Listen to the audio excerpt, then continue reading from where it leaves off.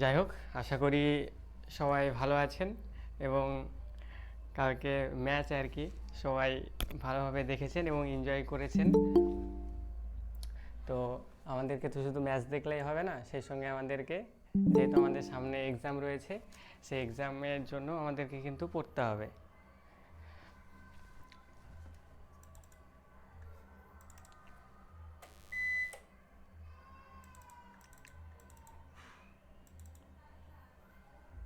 এখন কি ম্যাথ হবে স্যার?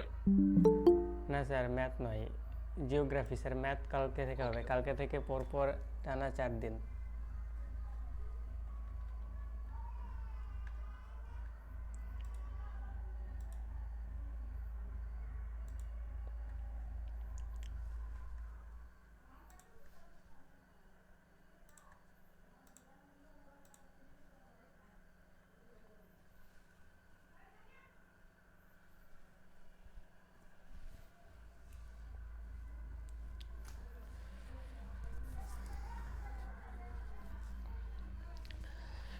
তো আমরা ইন্ডিয়ান জিওগ্রাফি নিয়ে আমরা আলোচনা করছিলাম। তো ইন্ডিয়ান জিওগ্রাফির রিভার্স সিস্টেম, মানে পুরো রিভার্স সিস্টেম আমরা শুরু করেছিলাম, তাই তো?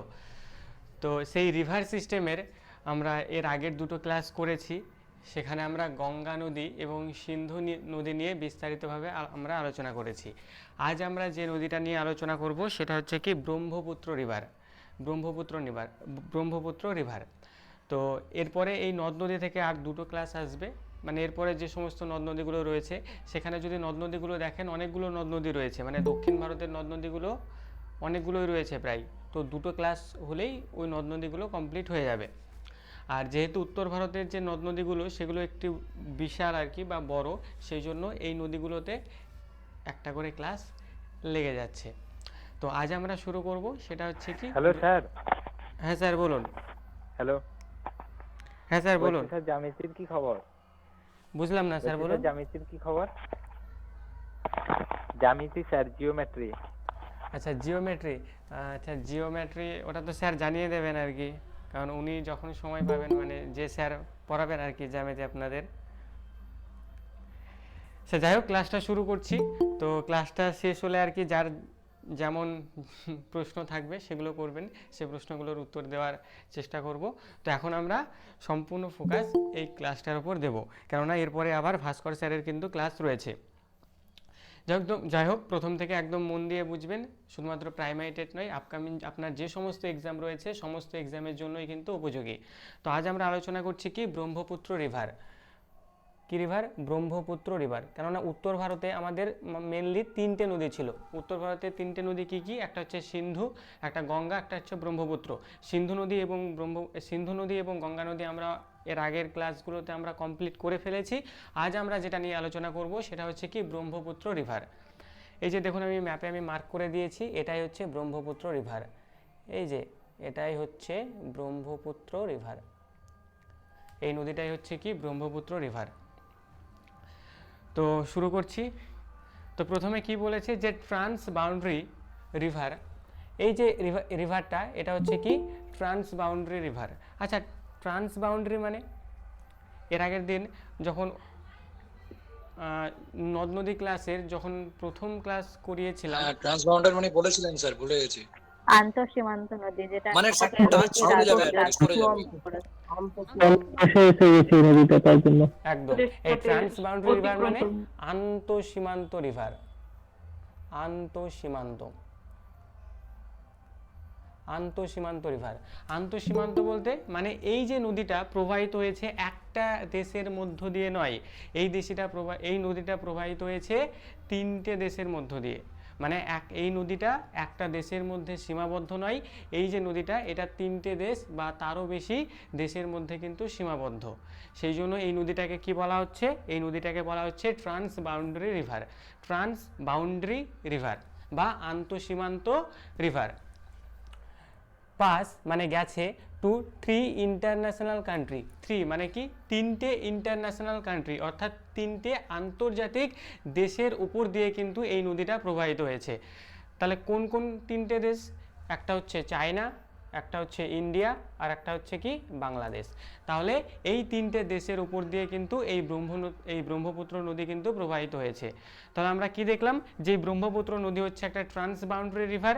কেন ট্রান্স বাউন্ডারি রিভার? কেননা এই নদীটি একটি দেশের মধ্যে সীমাবদ্ধ নয়, এই নদীটি তিনটে দেশের মধ্যে দিয়ে কিন্তু প্রবাহিত হয়েছে। কোন কোন সেই তিনটে দেশ? একটা হচ্ছে চায়না, একটা হচ্ছে ইন্ডিয়া, একটা হচ্ছে বাংলাদেশ। সেই জন্য বলছে যে পাস টু 3 ইন্টারন্যাশনাল কান্ট্রি, এই নদীটা তিনটে ইন্টারন্যাশনাল কান্ট্রির উপর দিয়ে কিন্তু প্রবাহিত হয়েছে এই ব্রহ্মপুত্র নদী। এরপরে কি বলেছে, এর লেন্থ। লেন্থ মানে কি? লেন্থ মানে হচ্ছে দৈর্ঘ্য, তাই তো? লেন্থ মানে হচ্ছে দৈর্ঘ্য,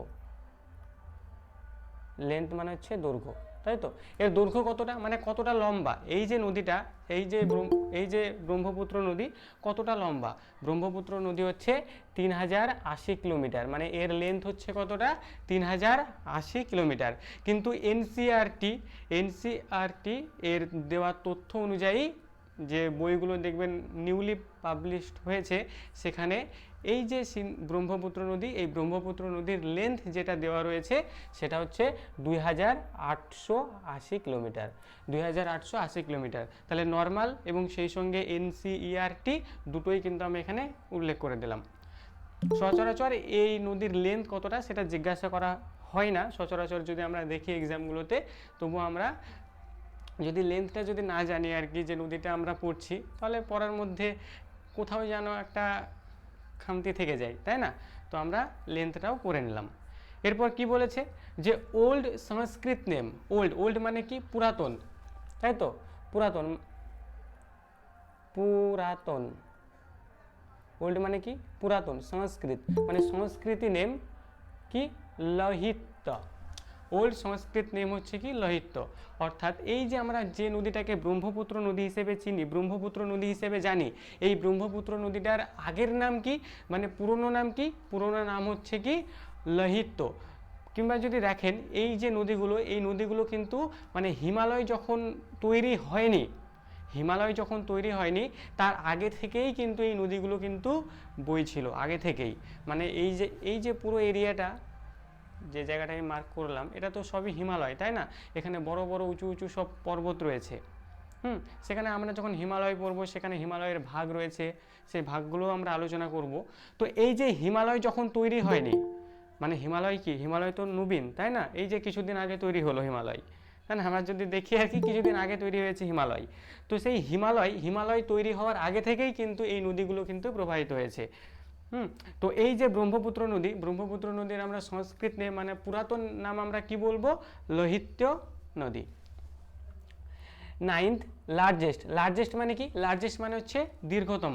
9th largest river in the world, মানে আমাদের পৃথিবীতে যে বড় বড় যে নদীগুলো রয়েছে তার মধ্যে 9তম নদী হচ্ছে এই ব্রহ্মপুত্র রিভার। 9তম নদী হচ্ছে ব্রহ্মপুত্র রিভার। তাহলে আমাদের ওয়ার্ল্ডের সর্ববৃহৎ নদীটির নাম কি, মানে সবচেয়ে বড় নদীটির নাম? সবচেয়ে বড় নদীটির নাম কি? আচ্ছা, আমি সবচেয়ে বড় নদী অর্থাৎ লম্বাই জিজ্ঞাসা করেছি, মানে largest river in the world. নীলনদ। আচ্ছা, লার্জেস্ট মানে লার্জেস্ট কি নীলনদ হবে না লংগেস্ট নীলনদ হবে? অ্যামাজন। বৃহত্তম নদী। একদম ঠিক আছে। যদি লার্জেস্ট, আচ্ছা এখানে আমি বৃহত্তম নদী আমাজন আর দীর্ঘতম নদী নীলনদ। একদম, এখানে আমি একটু ভুল বলেছি, কেননা লার্জেস্ট আমিও ভেবেছিলাম লংগেস্ট। স্যার আপনি ওখানে লার্জেস্টটাকে দীর্ঘতম বলেছেন, তো সেখানে কনফিউশন। আচ্ছা, এখানে লার্জেস্টটা দীর্ঘতম বলেছিলাম, যাই হোক সরি। ওটা লার্জেস্ট মানে কি? লার্জেস্ট মানে হচ্ছে কি? বৃহত্তম, তাই তো? তো আমাদের এই যে পৃথিবীতে যে বৃহত্তম যে সমস্ত নদীগুলো রয়েছে তার মধ্যে 9তম বৃহত্তম নদী হচ্ছে এই ব্রহ্মপুত্র নদী। এবং 15th মানে 15তম, যদি লংগেস্ট বলি মানে লম্বায় যদি বলি তাহলে 15তম, 15th longest river in the world, অর্থাৎ 15তম longest river in the world. যদি আমরা লম্বার দিক দিয়ে দেখি মানে কতটা লম্বা এই যে নদীটা কতটা লম্বা তার বিচারে যদি আমরা বিচার করি, তাহলে গোটা পৃথিবীর মধ্যে 15তম স্থানে রয়েছে এই ব্রহ্মপুত্র রিভার। আর যদি মানে কতটা জল এর মধ্যে রয়েছে, মানে কতটা জল এই ব্রহ্মপুত্র নদী নিয়ে চলে, তার বিচারে যদি আমরা দেখি তাহলে আমরা দেখব এটা গোটা পৃথিবী যে নদ নদীগুলো রয়েছে তার মধ্যে 9তম স্থানে কিন্তু রয়েছে। এরপরে কি লিখেছি যে কাঞ্চনজঙ্ঘা। কাঞ্চনজঙ্ঘা কি জানা আছে কারোর? কাঞ্চনজঙ্ঘা মাউন্টেন। হ্যাঁ স্যার, আমাদের সিকিমের ওই যে হিমালয়ান রেঞ্জটা রয়ে গেছে, ওটাকে আমাদের এইদিকে কাঞ্চনজঙ্ঘা রেঞ্জ বলছে। একদম, কাঞ্চনজঙ্ঘা। তো কাঞ্চনজঙ্ঘা হচ্ছে আমাদের ভারতবর্ষের দ্বিতীয় উচ্চতম শৃঙ্গ, তাই তো? আমাদের ভারতবর্ষের দ্বিতীয়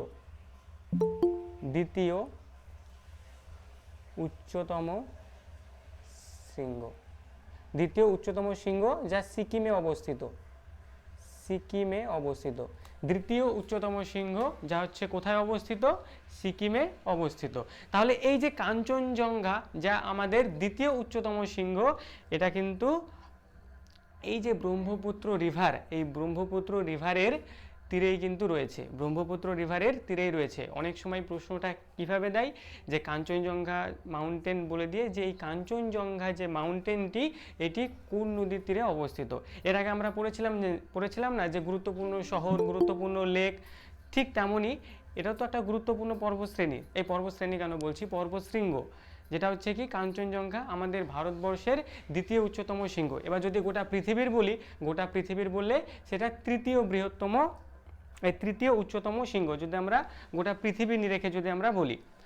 তো এখানে কি বলেছে, the third highest mountain in the world, মানে এই যে কাঞ্চনজঙ্ঘা এটা হচ্ছে আমাদের গোটা পৃথিবীর তৃতীয় উচ্চতম শৃঙ্গ।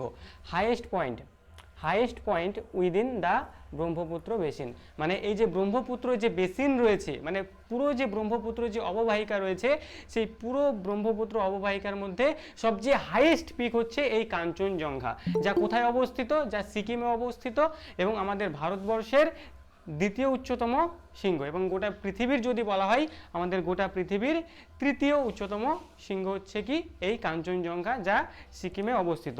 সম্প্রতি দেখবেন এই যে কাঞ্চনজঙ্ঘা, এটা একটা ওয়ার্ল্ড হেরিটেজ সাইট, তাই না? এবং আরও গুরুত্বপূর্ণ কেন, এটা হচ্ছে একটা মিক্সড হেরিটেজ সাইট। কাঞ্চনজঙ্ঘা এটা একটি মিক্সড, মানে এখানে কালচারাল, ন্যাচারাল উভয়ই কিন্তু রয়েছে, যেটা আমরা বায়োডাইভার্সিটি পড়াতে গিয়ে আমরা আলোচনা করেছিলাম, তাই তো? তাহলে আমরা কি পড়লাম ব্রহ্মপুত্র নদী সম্পর্কে, যে এই যে ব্রহ্মপুত্র নদী এটা হচ্ছে একটা কি ট্রান্সবাউন্ডারি রিভার, অর্থাৎ আন্তঃসীমান্ত রিভার। কেন আন্তঃসীমান্ত রিভার? কেননা এই নদীটি একটি দেশের মধ্যে সীমাবদ্ধ নয়, কেননা এই নদীটি আমরা দেখতেই পাচ্ছি 3টে দেশের মধ্য দিয়ে কিন্তু প্রবাহিত হয়েছে। কোন সেই 3টে দেশ? একটা হচ্ছে চায়না, ইন্ডিয়া, আর একটা হচ্ছে Bangladesh. Pass to 3 international country. Length কতটা, অর্থাৎ এর দৈর্ঘ্য কতটা? দৈর্ঘ্য হচ্ছে 3080 কিলোমিটার। কিন্তু এনসিইআরটি যে বইগুলো রয়েছে বা নতুন করে যে পাবলিশ করেছে যে বইগুলো, সেখানে 2880 কিলোমিটার দেওয়া রয়েছে। দুটো তথ্যই কিন্তু আমি এখানে লিখে রেখেছি। এর যে আগের নাম, মানে এই যে ব্রহ্মপুত্র নদীকে আমরা আগে কি নামে চিনতাম? লোহিত্য, ওল্ড সংস্কৃত নেম, মানে আগেকার যে সংস্কৃত নেম ছিল সেটা কি? সেটা হচ্ছে Lohitya. 9th largest river in the world, মানে লার্জেস্টের দিক দিয়ে অর্থাৎ বৃহত্তম দিক দিয়ে এই ব্রহ্মপুত্র রিভার হচ্ছে 9তম। আর যদি লংগেস্ট অর্থাৎ লম্বার দিক দিয়ে যদি আমরা বিচার করি তাহলে এটা হচ্ছে কততম? এটা হচ্ছে 15তম। এবং কাঞ্চনজঙ্ঘা যা কোথায় অবস্থিত? সিকিমে অবস্থিত। Third highest mountain in the world, মানে আমাদের পুরো পৃথিবীর তৃতীয় উচ্চতম শৃঙ্গ, যা এই যে পুরো যে ব্রহ্মপুত্র যে বেসিন, মানে ব্রহ্মপুত্র নদী, তার শাখা নদী, উপনদী, এই যে পুরো যে বেসিন, সেই পুরো বেসিনের মানে তীরে সবচেয়ে বড় মাউন্টেন বা সবচেয়ে হাইয়েস্ট পিক বলা যেতে পারে এই কাঞ্চনজঙ্ঘা, যেটা এই ব্রহ্মপুত্র বেসিনের নিকটে রয়েছে। এরপরে কি রয়েছে? ইট ইজ এ ক্লাস। হ্যাঁ স্যার বলুন। হ্যাঁ ম্যাডাম বলুন। এই স্লাইডে কারোর কথা অসুবিধা থাকে? First highest mountain in the ওয়ার্ল্ডটা কি? হ্যাঁ, এটা হবে first highest mountain in the world, এটা হচ্ছে মাউন্ট এভারেস্ট, যেটা নেপালে অবস্থিত। Mount Everest. আচ্ছা আচ্ছা। যেটা ফার্স্ট হচ্ছে সেটা হচ্ছে মাউন্ট এভারেস্ট। আর সেকেন্ডটা গড ইন অস্টিন নাকি sir? K two? Mount Everest. Sir এগুলো যেহেতু আমরা এখন মাউন্টেন পড়িনি, নাহলে ক্লিয়ার হয়ে যেত। মাউন্ট এভারেস্ট এটা স্যার নেপালে অবস্থিত, নেপালে।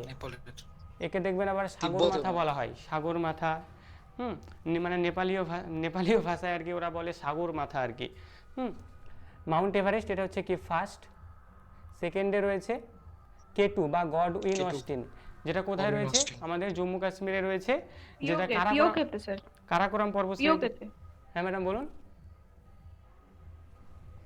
বলুন ম্যাডাম। স্যার, পিওকের ওখানে আছে স্যার। হ্যাঁ স্যার, পিওকে ওখানেই তো রয়েছে, তাহলে সে কোথায় ওটা? জম্মু কাশ্মীর, তাই না? হ্যাঁ হ্যাঁ হ্যাঁ, হ্যাঁ মানে পিওকে, যেটা পাক অকুপাই কাশ্মীর, কিন্তু এটা তো আমাদের অধীনে নেই, তাই না? কেতুদা তো এখন আমাদের অধীনে নেই। হুম। আর থার্ড যেটা হয়েছে আর থার্ড হচ্ছে এই কাঞ্চনজঙ্ঘা। কাঞ্চনজঙ্ঘা। হুম। স্যার হ্যাঁ ম্যাডাম বলুন। এখানে এমনি বললেন লাস্ট না, লাইনটা কি বললেন? লাস্টেরটা কি বললেন? ম্যাডাম এই যে এই পিডিএফ এর, ব্রহ্মপুত্র। হ্যাঁ হ্যাঁ, পিডিএফ এর লাস্টে ব্রহ্মপুত্র দিয়ে কি বললেন? Highest point with. ম্যাডাম এখানে বললাম এই যে কাঞ্চনজঙ্ঘা, এই কাঞ্চনজঙ্ঘা কোথায় অবস্থিত ম্যাডাম? সিকিমে অবস্থিত। মানে ম্যাডাম এর উপরে কি রয়েছে? সিকিম রয়েছে, তাই না? এই যে এটা হচ্ছে কি সিকিম, এই যে এটা হচ্ছে সিকিম। তাহলে এই যে সিকিমে অবস্থিত কি কাঞ্চনজঙ্ঘা, এই কাঞ্চনজঙ্ঘায় হচ্ছে এই যে পুরো যে ব্রহ্মপুত্র বেসিনটা রয়েছে, কারণ এখানে তো শুধুমাত্র আমি ব্রহ্মপুত্রর মেন নদীটা আমি দেখিয়েছি, এর যে শাখা নদী উপনদী ওগুলো রয়েছে, মানে পুরো যে বেসিনটা রয়েছে সেই পুরো বেসিনের মধ্যে সবচেয়ে উচ্চতম পিক হচ্ছে এই কাঞ্চনজঙ্ঘা। এই কাঞ্চনজঙ্ঘা হচ্ছে আমাদের পৃথিবীর তৃতীয় উচ্চতম শৃঙ্গ, আমাদের গোটা পৃথিবীর তৃতীয় উচ্চতম শৃঙ্গ, যেটা হচ্ছে কি আমাদের এই যে ব্রহ্মপুত্র পুরো বেসিন রয়েছে তার হাইয়েস্ট পয়েন্ট আমরা বলতে পারি। আর ফার্স্ট যদি বলা হয় যে আমাদের পৃথিবীর সবচেয়ে উচ্চতম শৃঙ্গ, সেটা মাউন্ট এভারেস্ট, 8850 মিটার যার উচ্চতা, 8850 মিটার। কিন্তু পরবর্তীকালে এটা আরও বেড়ে কিন্তু আরও বেশি হয়ে যেতে পারে, কেননা আমাদের যে হিমালয় পর্বতটা সেটা কিন্তু এখনো পর্যন্ত কিন্তু উঠছে উপরের দিকে। ডে বাই ডে হ্যাঁ, day by ইনক্রিজ day করছে কিন্তু- স্যার। এর আগে পড়েছিলাম স্যার, আমরা পড়েছিলাম 8848, এখন হ্যাঁ আমরা পড়েছিলাম দুটো 8800। মিটার আরো বেড়ে গেছে। হ্যাঁ কিন্তু এখন হয়ে গেছে 8850, কেননা হিমালয় পর্বত যেটা, যখন আমরা হিমালয় পর্বত নিয়ে পড়বো অ্যাকচুয়ালি, এরপরে যখন আমরা ভারতের ভূপ্রকৃতি যখন শুরু করব মাউন্টেন, তখন এগুলো আরও পরিষ্কার হয়ে যাবে যে হিমালয় পর্বত কিভাবে তৈরি হলো, কি না, কেনই বা এত উঁচু, সব আমরা বিস্তারিতভাবে আলোচনা করব। তো এই যে হিমালয় স্যার পর্বত, বলছিলাম স্যার, হ্যাঁ মফিজুর স্যার বলুন। আমি বলছি এই যে ভূপৃষ্ঠের সবচেয়ে উঁচু স্থান হচ্ছে হিমালয় মাউন্ট এভারেস্ট, হ্যাঁ মাউন্ট আর এভারেস্ট। তাহলে সবচেয়ে নিচু স্থান কি হবে স্যার তাহলে? স্যার সবচেয়ে নিচু এই যে প্রশান্ত মহাসাগরের মারিয়ানা খাত। চ্যালেঞ্জার ডেপ, হ্যাঁ চ্যালেঞ্জার ডেপ। হ্যাঁ, প্রশান্ত মহাসাগরের মারিয়ানা খাত হচ্ছে আমাদের যে পুরো যে ভূপৃষ্ঠ, সেই ভূপৃষ্ঠের সর্বনিম্ন স্থান। স্যার। কত মিটার উচ্চ, মানে নিচু মানে স্যার ওটা দৈর্ঘ্যটা? স্যার 11,000 মিটার নিচু, 11,000 মিটার, মানে আমরা যদি কিলোমিটারে বলি তাহলে 11 কিলোমিটার। মাউন্ট আচ্ছা আচ্ছা। মাউন্ট এভারেস্টের থেকেও তো বেশি। হ্যাঁ এভারেস্টে মানে ওই যে যে পুরো যে মারিয়ানা খাত রয়েছে, এভারেস্টটাকে তুলে নিয়ে গিয়ে যদি ওর মধ্যে যদি বসিয়ে দেওয়া হয়, এভারেস্টও কিন্তু ডুবে যাবে। মানে মারিয়ানা খাত যেটা প্রশান্ত মহাসাগরে রয়েছে, মানে পুরো এভারেস্টটা এই যে নেপাল থেকে যদি এভারেস্টটাকে তুলে নিয়ে গিয়ে যদি আপনি ওর মধ্যে যদি বসিয়ে দেন, এভারেস্টও কিন্তু ডুবে যাবে না। মানে এভারেস্টের চেয়েও বেশি নিচু কিন্তু এই মারিয়ানা খাত, যা প্রশান্ত মহাসাগরে রয়েছে। স্যার এক সেকেন্ড, হ্যাঁ ম্যাডাম বলুন। ওই যে দ্বিতীয় উচ্চতম শৃঙ্গ বললেন না সিকিমে, ওইটা কোন পরিপ্রেক্ষিতে বললেন? ম্যাডাম দ্বিতীয়, এটা যদি ভারতের বলে যে ভারতের দ্বিতীয় উচ্চতম শৃঙ্গের নাম কি, তখন কি হবে? তখন কাঞ্চনজঙ্ঘা হবে, তাই না? কারণ ভারতের উচ্চতম শৃঙ্গের নাম কি? ভারতের উচ্চতম শৃঙ্গের নাম হচ্ছে এই যে K2 বা গডউইন অস্টিন, তাই তো? ভারতের দ্বিতীয় উচ্চতম শৃঙ্গ কাঞ্চনজঙ্ঘা, আর ভারতের উচ্চতম শৃঙ্গের নাম হচ্ছে এই গডউইন অস্টিন বা K2। যদি ভারতের নিরেখে বলে তাহলে এটা ফার্স্ট, এটা সেকেন্ড হয়ে যাবে। আর যদি গোটা পৃথিবীর নিরেখে যদি বলা হয় তাহলে মাউন্ট এভারেস্ট ফার্স্ট, তারপর K2 বা গডউইন অস্টিন, যেটা কোথায় রয়েছে? জম্মু কাশ্মীরে রয়েছে, কারাকোরাম পর্বতশ্রেণীর মধ্যে অন্তর্ভুক্ত। আর থার্ড হচ্ছে কি কাঞ্চনজঙ্ঘা, যা সিকিমে অবস্থিত। বোঝা গেল madam?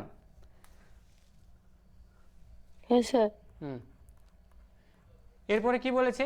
It is a classic example of braided river. Braided, আচ্ছা এই ব্রেডেড মানে কি জানা আছে কারণ? ব্রেডেড মানে কি? বিনুনি, ব্রেডের মানে তো বিনুনি। একদম বিনুনি, বিনুনি। আচ্ছা আমরা বিনুনি দেখেছি না, বিনুনি কেমন দেখতে বলুন তো? ওই যে মেয়েরা চুলে করে আর কি, যে বিনুনি, তাই না? তাহলে বিনুনিটা ঠিক কেমন? এই যে এরকম নয়? আচ্ছা, মানে এই যে এরকম আঁকা বাঁকা বিনুনিটা, তাই না? এরকম তো বিনুনিগুলো, এই যে এরকম। হ্যাঁ স্যার, একটার পিঠে একটা পেঁচানো হ্যাঁ, থাকে। বিনুনির মতো। তো এই যে ব্রহ্মপুত্র যে রিভারটা, এটাকে এই ব্রেডেড রিভার বলা হয়। কেন এই ব্রেডেড রিভার বলা হয়? কেননা এই নদীটাও কিন্তু এই বিনুনির মতনই। এই যে নদীটা দেখুন, এই নদীটা হচ্ছে ঠিক এইরকম। কারণ এই যে নদীটা মানে পুরো একটা স্রোতে কিন্তু বয়ে চলে না, মাঝে দ্বীপ রয়েছে, তার পাশ দিয়ে আবার বয়ে চলেছে। মানে মাঝে হাজারো দ্বীপ, সে হাজারো দ্বীপের মাঝে মাঝে কিন্তু এই নদী কিন্তু বয়ে চলেছে। দেখুন পাশে আমি একটা ছবি লাগিয়ে রেখেছি, ঠিক এইরকম হচ্ছে ব্রহ্মপুত্র নদী। দেখুন পাশে যে ছবিটা লাগানো রয়েছে, এটা হচ্ছে কি একটা ব্রহ্মপুত্র নদীর ছবি। তো এই যে ব্রহ্মপুত্র নদী, এটাকে দেখুন উপর থেকে যখন আমি দেখছি, তখন এই ব্রহ্মপুত্র নদীটাকে কিসের মতো লাগছে? অনেকটা ওই বিনুনির মতো লাগছে, তাই না? সেই জন্য এই ব্রহ্মপুত্র রিভারটাকে বলা হয়, ব্রহ্মপুত্র রিভারটাকে বলা হয় কি বলা হয়? Braided river. এই ব্রহ্মপুত্র রিভারটাকে কি বলা হচ্ছে? বিনুনি বা ব্রেডেড রিভার। এরপরে কি বলেছে? যে সোর্স। সোর্স মানে কি? এর উৎপত্তি, মানে কোথা থেকে এর উৎপত্তি হলো বা কোথায় বা এই নদীটা তৈরি হলো, তাই তো? সোর্স সেটা হচ্ছে কি? চেমায়ুংদং। চেমায়ুংদং,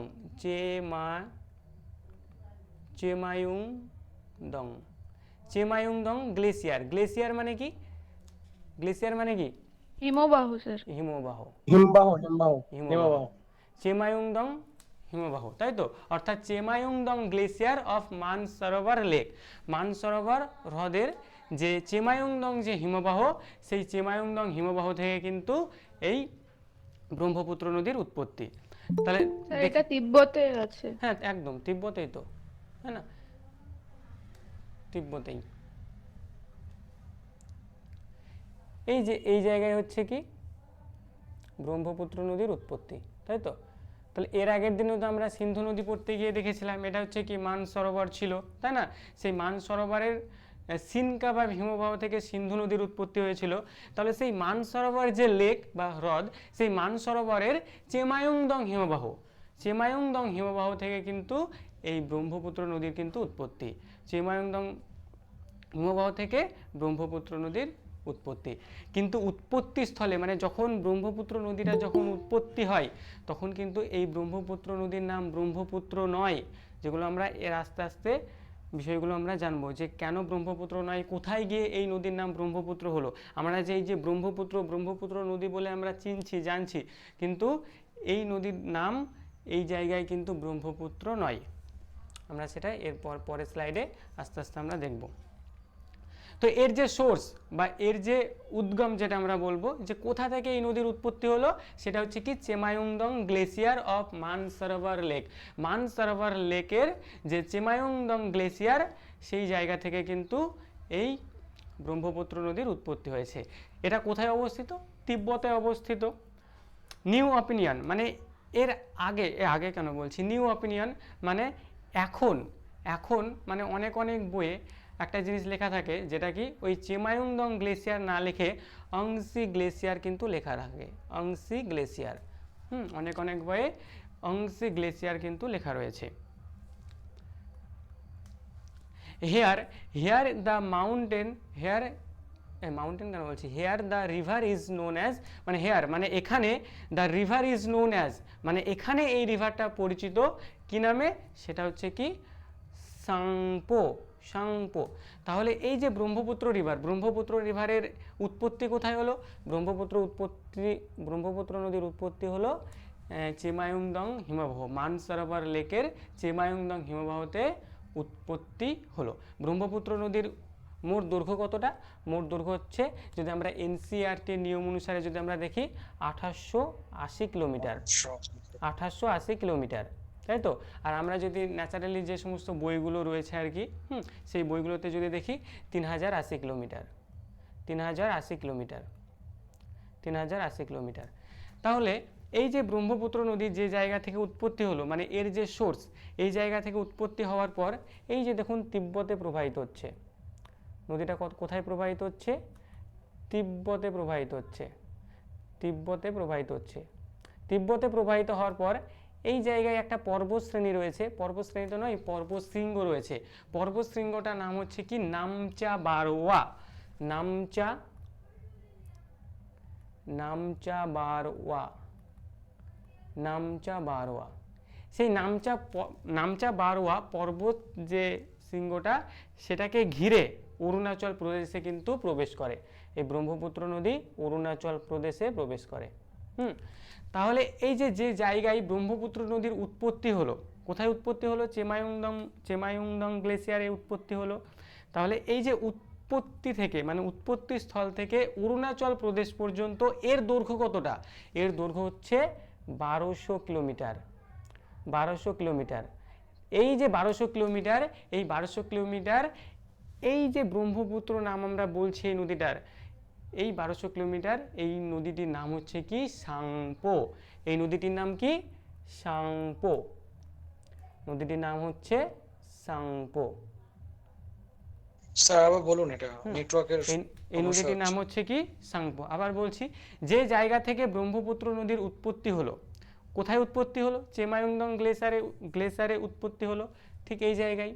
তাহলে এই উৎপত্তি স্থল থেকে অরুণাচল প্রদেশ পর্যন্ত, উৎপত্তি স্থল থেকে অরুণাচল প্রদেশ পর্যন্ত এই নদীটির দৈর্ঘ্য হচ্ছে 1200 কিলোমিটার। কতটা? 1200 কিলোমিটার। যা এই মানে সেই জায়গায় এই নদীটির নাম কিন্তু সাংপো, মানে ব্রহ্মপুত্র কিন্তু নয়। নদীটির নাম কি? সাংপো। মানে এই যে যে জায়গা থেকে এই নদীটি উৎপত্তি হলো, এই যে উৎপত্তি স্থল থেকে একদম অরুণাচল প্রদেশ পর্যন্ত এই নদীটির দৈর্ঘ্য হচ্ছে 1200 কিলোমিটার। আর এখানে এই নদীটির নাম হচ্ছে কি সাংপো। এখানে এই নদীটির নাম কিন্তু ব্রহ্মপুত্র নয়। প্রশ্ন আসে এমন যে উৎপত্তি স্থলে ব্রহ্মপুত্র নদীর কি নাম? তাহলে উত্তরটা কি হবে? সাংপো। যেমন আমরা পড়েছিলাম না গঙ্গা নদী, গঙ্গা নদীর উৎপত্তি স্থলে নাম কি গঙ্গা নদী? বলুন, উৎপত্তি স্থলে গঙ্গা নদীর নাম কি গঙ্গা নদী না কি নদী? কি পড়েছিলাম আমরা? অলকানন্দা, ভাগীরথী, তাই না? কারণ উৎপত্তি স্থলে গঙ্গা নদীর নাম হচ্ছে কি ভাগীরথী। তারপর ভাগীরথী নদী এসে যখন অলকানন্দার সঙ্গে যখন মিলিত হলো, তখন আমরা বললাম, মানে তখন থেকে তাদের যে মিলিত প্রবাহ গঙ্গা, তাই তো? তো এখানেও এই যে ব্রহ্মপুত্র নদীটা, এই ব্রহ্মপুত্র নদীর উৎপত্তি স্থলে এই ব্রহ্মপুত্র নদীর নাম ব্রহ্মপুত্র নয়, কি নাম? সাংপো। অর্থাৎ উৎপত্তি স্থল থেকে একদম অরুণাচল প্রদেশ পর্যন্ত এই নদীর নাম হচ্ছে কি সাংপো। এখানে এই যে তথ্যগুলো, যেগুলো কিলোমিটারের যে হিসাব, এগুলো পরীক্ষায় খুবই কম আসে। উৎপত্তি তো এখান থেকে হচ্ছিল না? হ্যাঁ, এই জায়গাটা থেকে, এই জায়গা থেকে উৎপত্তি হচ্ছে স্যার, চেমায়ুংদং গ্লেসিয়ার থেকে। তো এই যে চেমায়ুংদং গ্লেসিয়ারে উৎপত্তি লাভ করলো, এটা হচ্ছে কি নেপাল, নেপালের উপরে কি তিব্বত। তো এই যে তিব্বতে প্রবাহিত হচ্ছে, তিব্বতে প্রবাহিত হতে হতে এখানে একটা হিমালয়ের একটা পর্বত ছিল। হ্যাঁ, হিমালয়ের একটা পর্বত ছিল, সেই পর্বত শৃঙ্গটার নাম হচ্ছে কি নামচা বারোয়া। সেই নামচা বারোয়া পর্বত শ্রেণীটাকে ঘিরে, মানে সেই নামচা বারোয়া পর্বত শ্রেণীটার পাশ দিয়ে এই ব্রহ্মপুত্র নদী কিন্তু আমাদের অরুণাচল প্রদেশ হচ্ছে আমাদের ভারতবর্ষের সবচেয়ে পূর্বের রাজ্য, তাই না? সেই পূর্বের রাজ্য অরুণাচল প্রদেশে স্যার প্রবেশ করলো। এই হচ্ছে অরুণাচল প্রদেশ, এই অরুণাচল প্রদেশে প্রবেশ করলো। তাহলে এই যে উৎপত্তি স্থল থেকে অরুণাচল প্রদেশ পর্যন্ত এই নদীটির নাম স্যার ব্রহ্মপুত্র নদী নয়, এই নদীটির নাম হচ্ছে স্যার সাংপো। নদীটির নাম কি? সাংপো। অরুণাচল প্রদেশ, এই উৎপত্তি স্থল থেকে অরুণাচল প্রদেশ পর্যন্ত এই নদীটির নাম হচ্ছে কি সাংপো। কত কিলোমিটার প্রবাহিত হয়েছে? 1200 kilometre. Tsangpo is part of Brahmaputra নদী, মানে রিভার। হ্যাঁ স্যার বলুন। মানে এই সাংপোটা ব্রহ্মপুত্র নদীর একটি অংশ বলতে পারি তো? একদম ঠিক আছে, ব্রহ্মপুত্র নদীর একটি অংশ। আমরা তো ব্রহ্মপুত্র নদী হিসেবে চিনি, কিন্তু এই ব্রহ্মপুত্র নদীটাকে যদি দেখেন আর কি, মানে বিভিন্ন নামের, অনেকগুলো নাম। দেখুন এই জায়গায় একটি অংশের নামই হচ্ছে সাংপো। হ্যাঁ, বুঝতে পেরেছি। মানে ব্রহ্মপুত্র নদীটা যদি আমরা পুরোটা যদি পড়ে নিই, দেখবেন এরই অনেকগুলো নাম রয়েছে। তারপর অরুণাচল প্রদেশে যখন প্রবেশ করে এই যে ব্রহ্মপুত্র যে নদীটা, এই ব্রহ্মপুত্র নদী যখন অরুণাচল প্রদেশে যখন প্রবেশ করে, আচ্ছা এক মিনিট,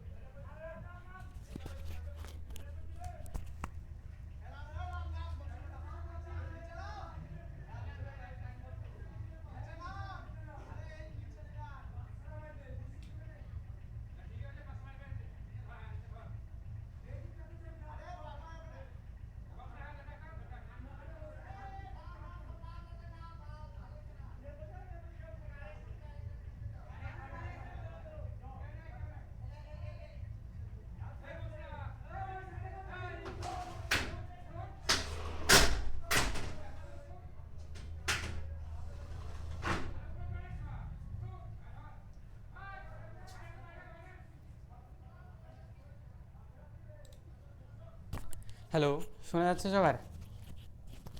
হ্যাঁ স্যার। হ্যাঁ স্যার। হুম। এই ঠাকুর নিয়ে যাচ্ছিল, প্রচণ্ড চেঁচামেচি হচ্ছে।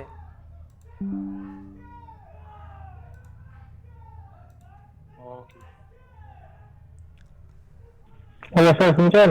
হ্যাঁ স্যার, শুনতে পাচ্ছি, বলুন। স্যার বলছি যেখান থেকে স্যার উৎপত্তি, ওখান থেকে স্যার অরুণাচল প্রদেশ পর্যন্ত স্যার কি এর নাম সাংপো? হ্যাঁ, উৎপত্তি স্থল থেকে অরুণাচল প্রদেশ পর্যন্ত এর নাম হচ্ছে কি সাংপো। Okay sir. হ্যাঁ, উৎপত্তি স্থল থেকে অরুণাচল প্রদেশ পর্যন্ত এর নাম হচ্ছে কি সাংপো। এরপর অরুণাচল প্রদেশে এই ব্রহ্মপুত্র নদী যখন অরুণাচল প্রদেশে যখন প্রবেশ করবে, তখন এই নদীর নাম হবে কি সিয়াং। এই নদীটির নাম হবে সিয়াং। যখন অরুণাচল প্রদেশে যখন প্রবেশ করলো, তখন এই নদীটির নাম কি সিয়াং। সিয়াং। অরুণাচল প্রদেশে যখনই প্রবেশ করছে, তখনই এই নদীর নাম হয়ে যাচ্ছে কি সিয়াং। এরপর অরুণাচল প্রদেশের যে সমতল ভূমি, মানে যখন অরুণাচল প্রদেশে প্রবেশ করলো তখন তো এর নাম সিয়াং। এরপর অরুণাচল প্রদেশের প্লেন অর্থাৎ অরুণাচল প্রদেশের সমতল ভূমিতে যখন এই নদীটা আসছে, তখন আবার এর নাম হয়ে যায়, তখন এর আবার নাম হয়ে যায় কি দিহাং। তখন এর নাম কি হয়ে যায়? তখন এর নাম হয়ে হচ্ছে দিহাং।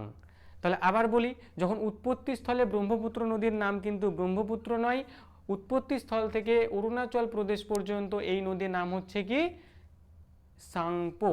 তাহলে এই যে সাংপো নাম নিয়ে ব্রহ্মপুত্র নদী প্রবাহিত হচ্ছিল, তো প্রবাহিত হতে হতে যখনই অরুণাচল প্রদেশে যখনই প্রবেশ করলো, তখনই তার একটা নাম হয়ে গেল। কি নাম হয়ে গেল? সিয়াং। কি নাম হলো? সিয়াং। এবার অরুণাচল প্রদেশ তো পাহাড়ি এলাকা, তাই না? অরুণাচল প্রদেশ তো পাহাড়ি এলাকা, তাহলে ওই যে পাহাড়ি এলাকায় যখনই প্রবেশ করলো, তখনই তার নাম হলো সিয়াং। এবার যখন সে আস্তে আস্তে প্রবাহিত হতে হতে যখন সে একটু সমতলের দিকে আসতে শুরু করলো, অর্থাৎ অরুণাচল প্রদেশের যে প্লেন অর্থাৎ সমতল, সেই সমতলে যখন আসতে শুরু করলো, তখন তার নাম হলো কি? তখন তার নাম হলো দিহাং। তখন তার নাম হলো কি দিহাং। এরপর তাহলে দিহাং নাম নিয়ে, স্যার আরেকবার বলুন, শুনতে পাইনি। আচ্ছা আরো একবার দিহাং বলছি। তারিখ। আচ্ছা আরেকবার বলছি, এই যে উৎপত্তি স্থল থেকে অরুণাচল প্রদেশ পর্যন্ত এই নদীর নাম হচ্ছে কি সাংপো। সাংপো, ক্লিয়ার হয়েছে এটুকু? সাংপো। এবার যখন অরুণাচল প্রদেশে যখন প্রবেশ করছে, এই যে ব্রহ্মপুত্র নদী, এটা যখন অরুণাচল প্রদেশে যখন প্রবেশ করছে, তখন তার নাম হচ্ছে সিয়াং। যখন অরুণাচল প্রদেশে প্রবেশ করলো, তখন তার নাম হলো কি সিয়াং। বা আমরা এটা বলতে পারি যে সাংপো নদী সিয়াং নাম নিয়ে অরুণাচল প্রদেশে প্রবেশ করলো। সাংপো নদী, তাহলে এই যে সাংপো নদীটা সিয়াং নাম নিয়ে, সিয়াং নাম নিয়ে অরুণাচল প্রদেশে প্রবেশ করলো। অরুণাচল প্রদেশে প্রবেশ করলো। অরুণাচল প্রদেশে প্রবেশ করলো। এরপর অরুণাচল প্রদেশের সমতল ভূমিতে যখন এলো, সমতল ভূমিতে যখন এলো, তখন তার নাম হয়ে গেল আবার দিহাং।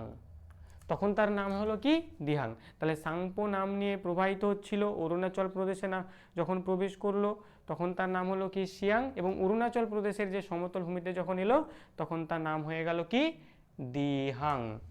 কি নাম হলো? দিহাং। এরপর পাশ থেকে দুটো নদী, মানে এর উপনদী, পাশ থেকে দুটো উপনদী, একটা হচ্ছে দিবাং, একটা হচ্ছে কি লোহিত। একটা হচ্ছে দিবাং আর একটা হচ্ছে কি লোহিত। লোহিত, এই দুটো নদী এসে যখন এই যে দিহাং নদীতে এসে যখন মিলিত হলো, এই যে তিনটে নদীর যে মিলিত যে প্রবাহ, এই মিলিত প্রবাহটির নামই হচ্ছে কি ব্রহ্মপুত্র। অর্থাৎ এই জায়গা থেকেই এই নদীটির নাম হলো কি ব্রহ্মপুত্র। আবার বলছি একদম ক্লিয়ারভাবে,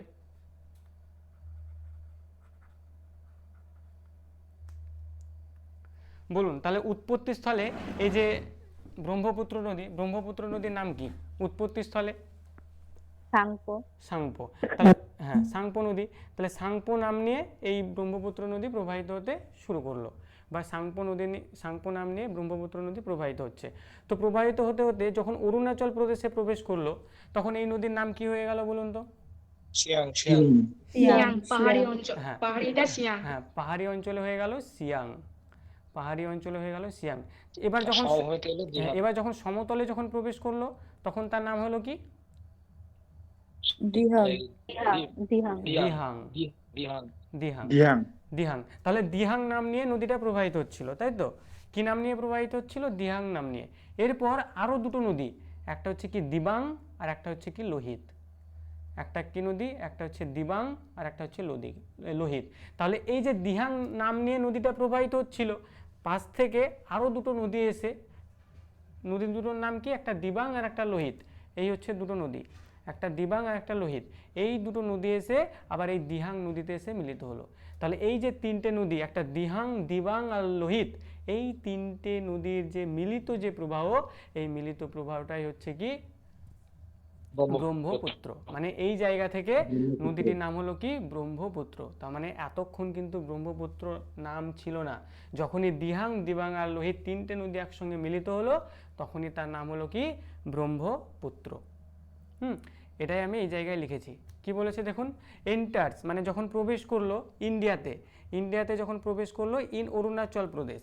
অরুণাচল প্রদেশে যখন এই নদীটা যখন অরুণাচল প্রদেশে যখন প্রবেশ করলো উইথ দ্য নেম, তখন তার নাম ছিল কি? সিয়াং রিভার।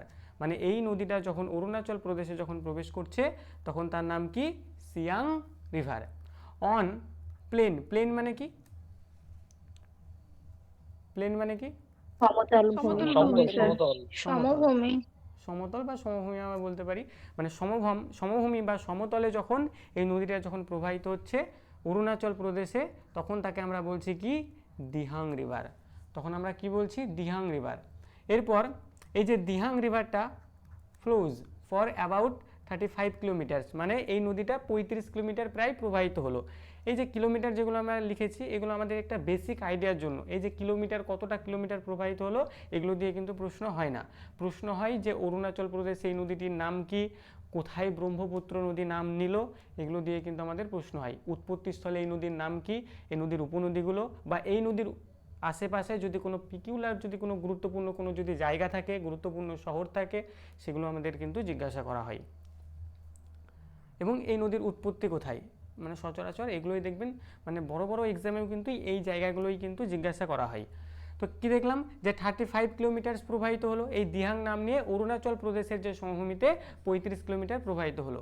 ঠিক আছে, জয়েন্ট মানে যুক্ত হলো by Dibang river and Lohit river near Sadiya town. কোথায় জয়েন্ট হয়েছে এটা? সাদিয়া টাউনে ইন আসাম ভ্যালি।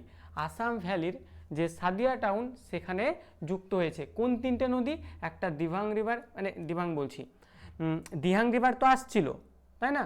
এরপর দিহাং রিভার, দিবাং আর লোহিত। আচ্ছা আসছি, দিহাং দিহাং দিহাং নদীর যে সাথে, রিভার সেটা দিহাংয়ের আসছিল, সাথে। এরপর দিবাং রিভার এবং লোহিত রিভার এই দুটো মিলিত হওয়ার পর ব্রহ্মপুত্র নদী নাম নিল। কোথায় মিলিত হলো? সাদিয়া টাউন। সাদিয়া টাউনটা কোথায়? আসাম ভ্যালিতে। তো লোকাল নেম অফ ব্রহ্মপুত্র, তখন থেকে তার নামটা কি হলো? ব্রহ্মপুত্র। আর আসামে এই নদীটাকে বলা হয় লুইত। এই নদীটাকে আসামে কি বলা হয়? আসামে বলা হচ্ছে লুইত। তাহলে আমি এই ম্যাপের সাহায্যে পুরো জিনিসটা, সাদিয়া টাউনটা কি আসামে স্যার? হ্যাঁ সাদিয়া টাউন হচ্ছে আসামে। তাহলে এই জায়গাটা আমি ম্যাপে আরেকবার একটু ক্লিয়ার করে দিচ্ছি।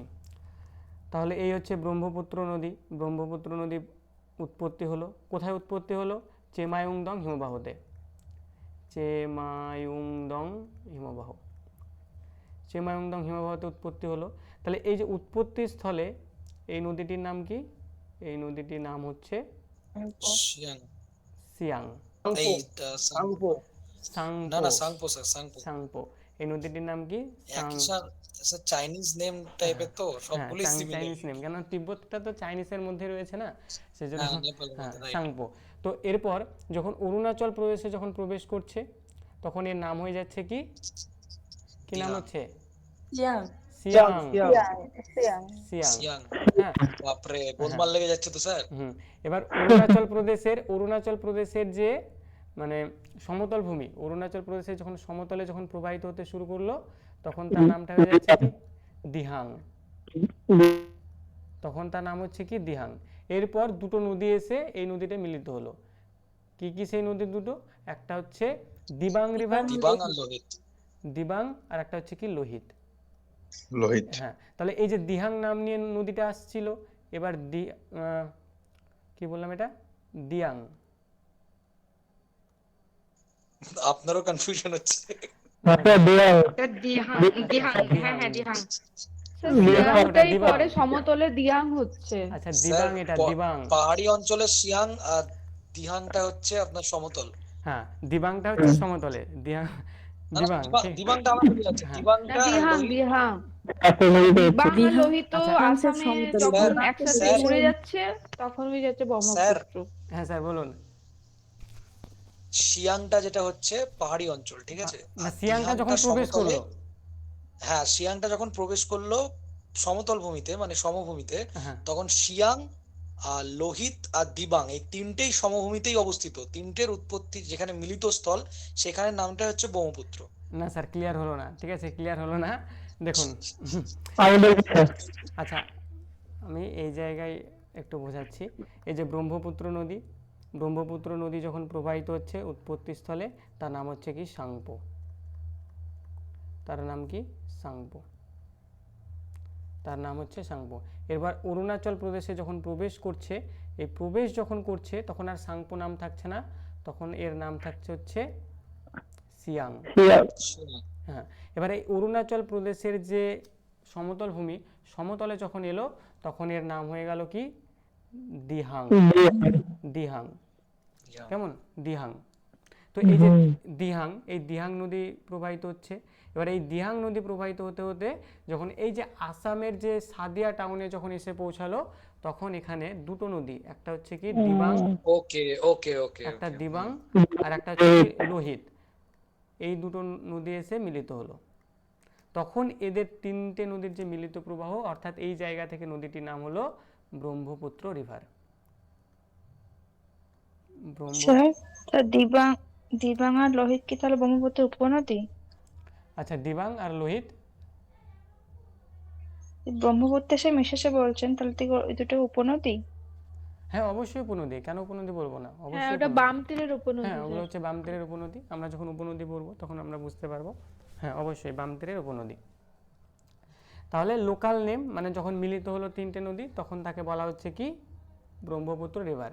এবং সেখানে আসামে যারা বসবাস করে আর কি, আসামে এই নদীটাকে তারা বলে যে এই নদীটা হচ্ছে কি লুইত নদী। লুইত। হ্যাঁ, এই নদীটার নাম হচ্ছে কি লুইত নদী। এরপর ব্রহ্মপুত্র নাম নিয়ে নদীটা প্রবাহিত হচ্ছে, কেমন, ব্রহ্মপুত্র নাম নিয়ে নদীটা প্রবাহিত হচ্ছে।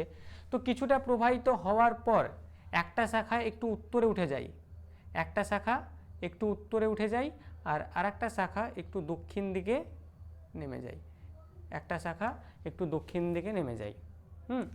মোটামুটি 100 কিলোমিটার প্রবাহিত হওয়ার পর, আচ্ছা 100 কিলোমিটার নয়, সম্ভবত তার চেয়েও কম হবে।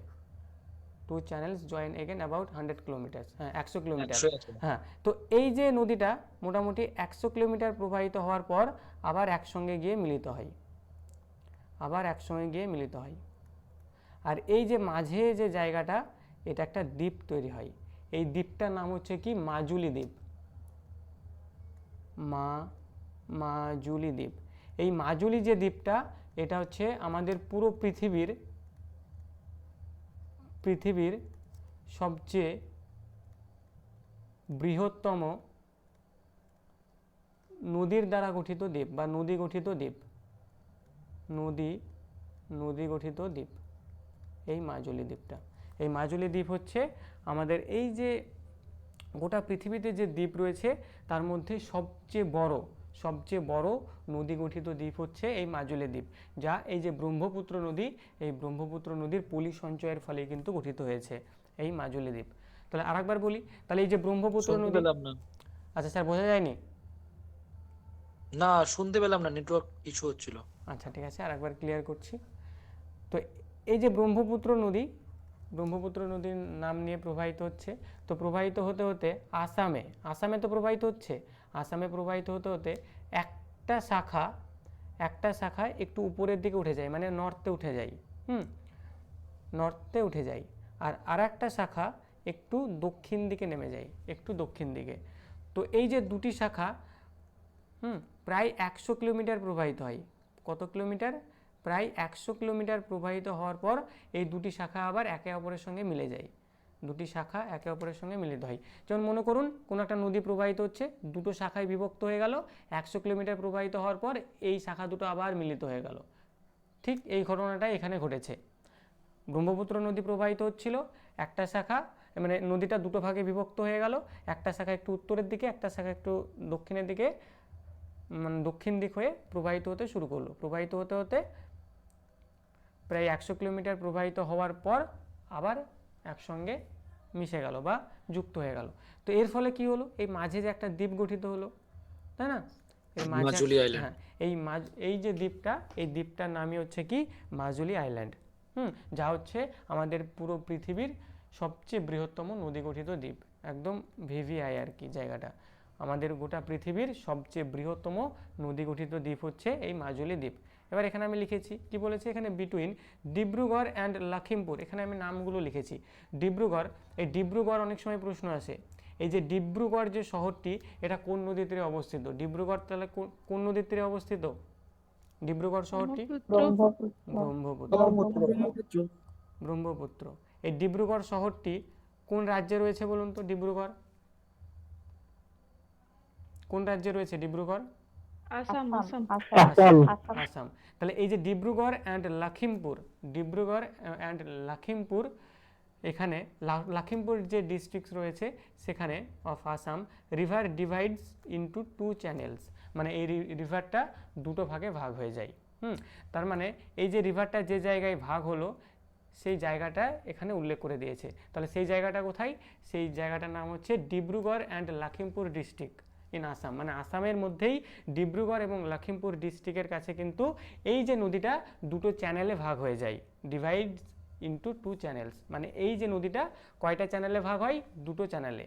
একটা চ্যানেল হচ্ছে কি নর্দার্ন খেরকুটিয়া চ্যানেল, মানে উপরের দিকে যে চ্যানেলটা উঠে পড়ে, মানে উপরের যে ভাগটা সেটা হচ্ছে কি খেরকুটিয়া চ্যানেল, এবং সাউথের অর্থাৎ সাউদার্ন সেটা হচ্ছে কি ব্রহ্মপুত্র চ্যানেল, এবং নিচের দিকে যে চ্যানেলটা অর্থাৎ সাউথের যে চ্যানেলটা এটা হচ্ছে কি মেন চ্যানেল, সেটা হচ্ছে কি ব্রহ্মপুত্র চ্যানেল।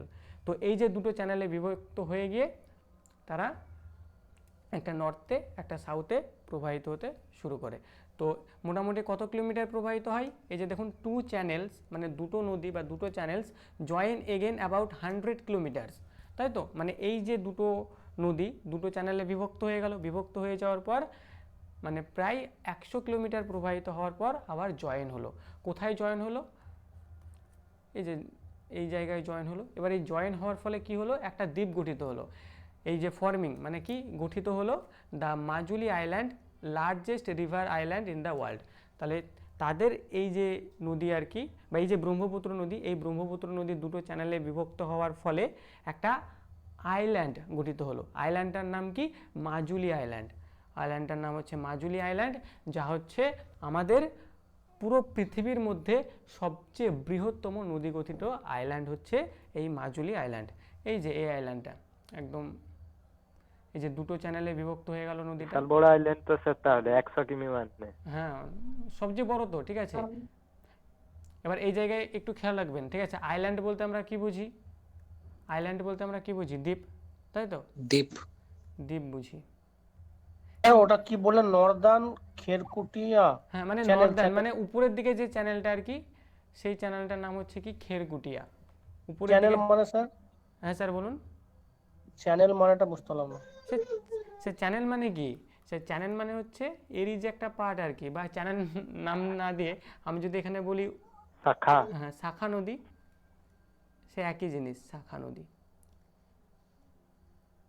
চ্যানেল নাম নিয়ে আমি যদি বলি শাখা নদী, মানে দুটো শাখাতে বিভক্ত হয়ে গেল। একটি শাখার নাম হচ্ছে কি খেরকুটিয়া, আর আরেকটি যে শাখা সেই শাখাটির নাম কি? ব্রহ্মপুত্র। ব্রহ্মপুত্র। আরেকটি শাখার নাম কি? ব্রহ্মপুত্র। তাহলে এই যে খেরকুটিয়া এবং ব্রহ্মপুত্র এই দুটি শাখায় বিভক্ত হয়ে গেল। বিভক্ত হয়ে যাওয়ার পর তারা 100 কিলোমিটার প্রবাহিত হলো, মানে প্রায় 100 কিলোমিটার প্রবাহিত হয়েছে। আসামের মধ্যে 100 কিলোমিটার প্রবাহিত হলো। তো 100 কিলোমিটার প্রবাহিত হওয়ার পর তারপর আবার একে অপরের সঙ্গে মিশলো। তাহলে এর মাঝে যে দ্বীপটা গঠিত হলো সেই দ্বীপটার নামই হচ্ছে কি? মাজুলি আইল্যান্ড। মাজুলি আইল্যান্ড। তাহলে এই জায়গায় আমি পুরো জিনিসটা আরেকবার আমি এই জায়গায় বলে দিচ্ছি। স্যার দ্বীপ না ওটা কি বলতে যাচ্ছিলেন? আইল্যান্ড মানে আমরা দ্বীপ জানি, তারপর কি একটা বললেন? আচ্ছা এই জায়গাটা, তাই তো?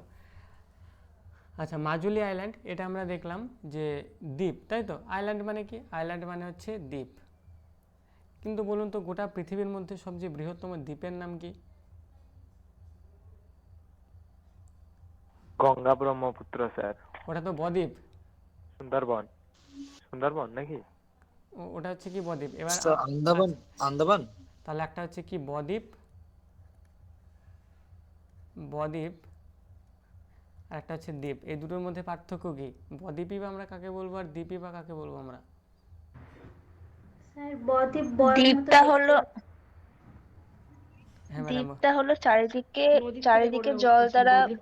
সারাউন্ডেড থাকে। আর বদ্বীপটা তিন দিক ল্যান্ড থাকে, নদীর একটা চরে দিক গড়ে ওঠে। সমুদ্রে থাকে। একজনকে বলতে দিন প্লিজ। আচ্ছা একজনই বলুন, ঠিক আছে। আচ্ছা বিথিকা ম্যাডাম একবার বলুন। দ্বীপটা হলো যে একটা ল্যান্ড ফর্ম যেটা হুম। চারিদিকে জল দিয়ে সারাউন্ডেড থাকে, মানে হুম। ঘেরা থাকে। আর বদ্বীপটা হলো যার তিনটা দিক ল্যান্ড থাকবে আর একটা দিক সমুদ্রের দিকে খোলা থাকে। একদম ঠিক আছে। তো ম্যাডাম কি বললেন? বদ্বীপ যেটা, এই বদ্বীপ এর যে তিনটে দিক, তিনটে দিকেই কিন্তু কি থাকে? ল্যান্ড, তাই তো? মানে তিনটে দিকেই কিন্তু সমভূমি থাকে। মানে জল থাকে না তিনটে দিকেরই। আর একটা দিকে কি থাকে? জল থাকে। কিন্তু দ্বীপ যদি দেখেন আর কি, দ্বীপ এই মাঝে হচ্ছে একটা দ্বীপ আর তার চারিপাশে কিন্তু জল থাকবে, তখন সেটাকে আমরা কি বলবো? দ্বীপ। আর সুন্দরবন যেটা, এটা হচ্ছে একটা বদ্বীপ। কেননা সুন্দরবন যদি দেখেন চারি সাইডে কি রয়েছে? ল্যান্ড রয়েছে। এবং মানে দক্ষিণ দিকে বঙ্গোপসাগর রয়েছে, জল রয়েছে। অর্থাৎ জল রয়েছে। কিন্তু আমরা আরও একটা প্রশ্ন পাই যে আমি শুনেছিলাম যে গ্রিনল্যান্ড, গ্রিনল্যান্ড, এই গ্রিনল্যান্ড হলো আমাদের পৃথিবীর সবচেয়ে বড় দ্বীপ। আচ্ছা কথাটা কি সত্য? গ্রিনল্যান্ড আচ্ছা সত্য। আচ্ছা তাহলে আমি একটু আগেই বললাম এই যে দ্বীপ, আর এখানেও গ্রিনল্যান্ড পড়ছি, এটাও দ্বীপ। তাহলে দুটোর মধ্যে পার্থক্য কি বা তফাৎ কি?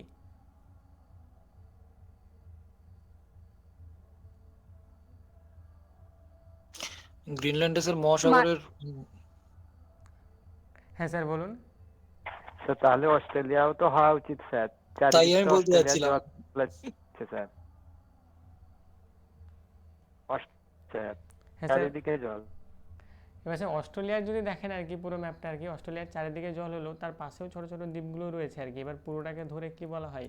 পুরোটাকে ধরে আমরা ওটাকে দ্বীপ বলি না আর কি, একটা মহাদ্বীপ বলা যেতে পারে, কারণ ওটা ওশিয়ানিয়া। আন্দামান। আন্দামান কি হচ্ছে তাহলে? আন্দামান তো একটা আইল্যান্ড নাকি? আন্দামান নিকোবর। হ্যাঁ আন্দামান নিকোবর, হ্যাঁ অবশ্যই একটা আইল্যান্ড। আইল্যান্ড। এবার স্যার এটা দেখুন, এখানে কি বলেছে যে নদী গঠিত, অর্থাৎ রিভার আইল্যান্ড, মানে নদী গঠিত। নদী গঠিত মানে নদীর দ্বারা গঠিত সবচেয়ে বড় দ্বীপ হচ্ছে এই মাজুলি। আর এই গ্রিনল্যান্ড যদি দেখেন, এই গ্রিনল্যান্ড হচ্ছে পৃথিবীর সবচেয়ে বড় দ্বীপ, কিন্তু এটা নদী গঠিত নয়, কারণ এটা হচ্ছে কি মহাসাগর দ্বারা গঠিত। মহাসাগর দ্বারা গঠিত সবচেয়ে বড় দ্বীপ।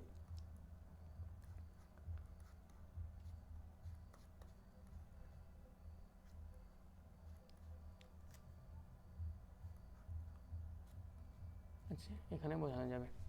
তাহলে এই যে নদীটা আমরা দেখলাম, যে যখন এই নদী উৎপত্তি হলো তখন এই নদীর নাম হচ্ছে কি? সাংপো। এই নদীর নাম কি? সাংপো। এই সাংপো নাম নিয়ে এই নদী উৎপত্তি হলো। এরপর অরুণাচল প্রদেশে যখন প্রবেশ করছে তখন এই নদীর নাম হচ্ছে কি? সিয়াং। যখন অরুণাচল প্রদেশে যখন সমভূমিতে প্রবেশ করছে তখন এর নাম হচ্ছে কি? দিহাং। যখন এই দিহাং নাম নিয়ে যখন প্রবাহিত হচ্ছে আসামের সাদিয়া টাউনে যখন প্রবেশ করলো, তখন এই যে দিবাং নদী এবং লোহিত নদী, এই দুটো নদী এসে এই দিহাং নদীতে মিলিত হলো। তখন থেকে এর নাম হলো কি? ব্রহ্মপুত্র নদী। ব্রহ্মপুত্র নদী। এরপর ব্রহ্মপুত্র নদী প্রবাহিত হচ্ছে, প্রবাহিত হতে হতে আসামের যে ডিব্রুগড় রয়েছে, তাই তো, সেই ডিব্রুগড়ের কাছে এই নদীটা দুটো শাখায় বিভক্ত হয়ে গেল। দুটো শাখায় বিভক্ত হয়ে গেল। একটা শাখা একটু উত্তরে চলে গেল, যেটা হচ্ছে কি খেরকুটিয়া নাম নিয়ে, আর মূল শাখাটা ব্রহ্মপুত্র নাম নিয়েই একটু দক্ষিণের দিকে নেমে গেল। 100 কিলোমিটার প্রবাহিত হওয়ার পর এই দুটি শাখা আবার একে অপরের সঙ্গে মিলিত হলো। তো এই যে দুটো শাখা দুটো চ্যানেলে ডিভাইড হওয়ার জন্য এর মাঝে একটা দ্বীপ গঠিত হলো। সেই দ্বীপটার নাম হচ্ছে কি মাজুলি দ্বীপ, যা হচ্ছে আমাদের ভারতবর্ষ এই গোটা পৃথিবীর সবচেয়ে বড় নদী গঠিত দ্বীপ। এরপর ব্রহ্মপুত্র নদী আসাম হয়ে বাংলাদেশে প্রবেশ করলো। আসাম হয়ে কোথায় প্রবেশ করলো? বাংলাদেশে প্রবেশ করলো। এবার বাংলাদেশে কি নাম নিয়ে প্রবেশ করলো? বাংলাদেশে যে নাম নিয়ে প্রবেশ করলো যমুনা। বাংলাদেশে কি নাম নিয়ে প্রবেশ করলো? যমুনা। তাহলে এই যমুনা নাম নিয়ে বাংলাদেশে প্রবেশ করলো। আর এদিক থেকে কে আসছিল? গঙ্গা রিভার্স আসছিল। তাহলে গঙ্গা রিভার্স যখন আমাদের মুর্শিদাবাদে যখন দুটো শাখায় যখন ডিভাইড হয়ে যায়, একটা শাখা ভাগীরথী হুগলি নাম নিয়ে কোথায় যায়? একটি শাখা ভাগীরথী হুগলি নাম নিয়ে আমাদের পশ্চিমবঙ্গের উপর দিয়ে প্রবাহিত হয়ে বঙ্গোপসাগরে পতিত হয়। আর মূল যে শাখাটা সেটা পদ্মা নাম নিয়ে বাংলাদেশে ঢুকে পড়ে, তাই তো? তাহলে এই যে ব্রহ্মপুত্র রিভার এটা যমুনা নাম নিয়ে বাংলাদেশে প্রবেশ করলো, এবং এই যে পদ্মা রিভার যেটা মূল গঙ্গা রিভার, সেই মূল গঙ্গা রিভার যেটা পদ্মা নাম নিয়ে বাংলাদেশে প্রবেশ করেছিল, এই দুটি নদী আবার মিলিত হলো। এই দুটি নদী মিলিত হয়ে কি নাম নিল? মেঘনা। এই দুটো নদী মিলিত হয়ে কি নাম নিল? মেঘনা। তখন এই মেঘনা নাম নিয়ে এই নদীটা বঙ্গোপসাগরে পতিত হলো। তাহলে এই যে গঙ্গা রিভার এবং এই যে ব্রহ্মপুত্র রিভার, এই যে দুটো রিভারের যে পলি সঞ্চয়, এই পলি সঞ্চয়ের ফলেই সবচেয়ে বড় বদ্বীপ গঠিত হলো। সেই বদ্বীপটার নাম কি? সুন্দরবন বদ্বীপ, যা হচ্ছে আমাদের পৃথিবীর সবচেয়ে বৃহত্তম বদ্বীপ। সবচেয়ে বৃহত্তম বদ্বীপ সুন্দরবন বদ্বীপ। তাহলে কোন দুই নদীর পলি সঞ্চয়ের ফলে এই সুন্দরবন যে বদ্বীপটা সেটা গঠিত হলো? একটা হচ্ছে কি গঙ্গা রিভার, তাহলে এই গঙ্গা নদীর পলি সঞ্চয়ের ফলে গঠিত হয়েছে। আর কোন নদী? আর একটা হচ্ছে কি ব্রহ্মপুত্র নদী। এই দুটো নদীর পলি সঞ্চয়ের ফলে কিন্তু এই সুন্দরবন যে বদ্বীপ, এই সুন্দরবন বদ্বীপ কিন্তু গঠিত হয়েছে। তাহলে সুন্দরবন আমাদের ওয়েস্ট বেঙ্গলেও রয়েছে, আবার বাংলাদেশেও কিন্তু রয়েছে সুন্দরবন। তাহলে দেখুন এই যে পুরো জায়গাটা বোঝা গেল কিনা ম্যাপের সাহায্যে? কোনো জায়গায় যদি বুঝতে অসুবিধা হয় তাহলে বলুন। আর বুঝতে শেষ দিকটা বলুন না, ওই লাস্ট। আচ্ছা, এই যে স্যার ব্রহ্মপুত্র নদী স্যার প্রবাহিত হচ্ছিল স্যার, ব্রহ্মপুত্র নদী। তাহলে ব্রহ্মপুত্র নদী যখন বাংলাদেশে যখন প্রবেশ করছে স্যার, এখানে বোঝাই, এই যে স্যার এই যে ব্রহ্মপুত্র নদী, এই যে ব্রহ্মপুত্র নদী যখন বাংলাদেশে যখন প্রবাহিত হলো, তখন এর নাম হয়ে গেল কি? যমুনা। কি নাম হলো? যমুনা। ব্রহ্মপুত্র নদী যখন বাংলাদেশে যখন প্রবাহিত হচ্ছিল, তখন এর নাম হলো কি? যমুনা। আর স্যার এদিক থেকে কোন নদী আসছিল? এদিক থেকে গঙ্গা নদী। এই যে মুর্শিদাবাদের দুটো পার্টে ভাগ হয়ে গেল, একটা ভাগ ভাগীরথী হুগলি নাম নিয়ে একদম বঙ্গোপসাগরে পতিত হলো, আর একটা ভাগ পদ্মা নাম নিয়ে কোথায় গেল? বাংলাদেশে গেল। তাহলে এই যে যমুনা নদীটা, যেটা অ্যাকচুয়াল নাম যার কি? ব্রহ্মপুত্র নদী, তাহলে সেই ব্রহ্মপুত্র নদী যমুনা নাম নিয়ে বাংলাদেশে প্রবেশ করেছিল। আর এটা হচ্ছে কি পদ্মা নদী, যেটা গঙ্গার যে মূল শাখাটা সেটা হচ্ছে কি পদ্মা নদী। তাহলে এই যে দুটো শাখা যখন মিলিত হলো, তখন এই যে মিলিত হওয়ার ফলে তাদের যে মিলিত যে স্রোত কি নাম নিল? মেঘনা। মেঘনা মিলিত যে স্রোত সেটা কি নাম নিল? মেঘনা। এই মেঘনা নাম নিয়ে এই নদীটা প্রবাহিত হলো।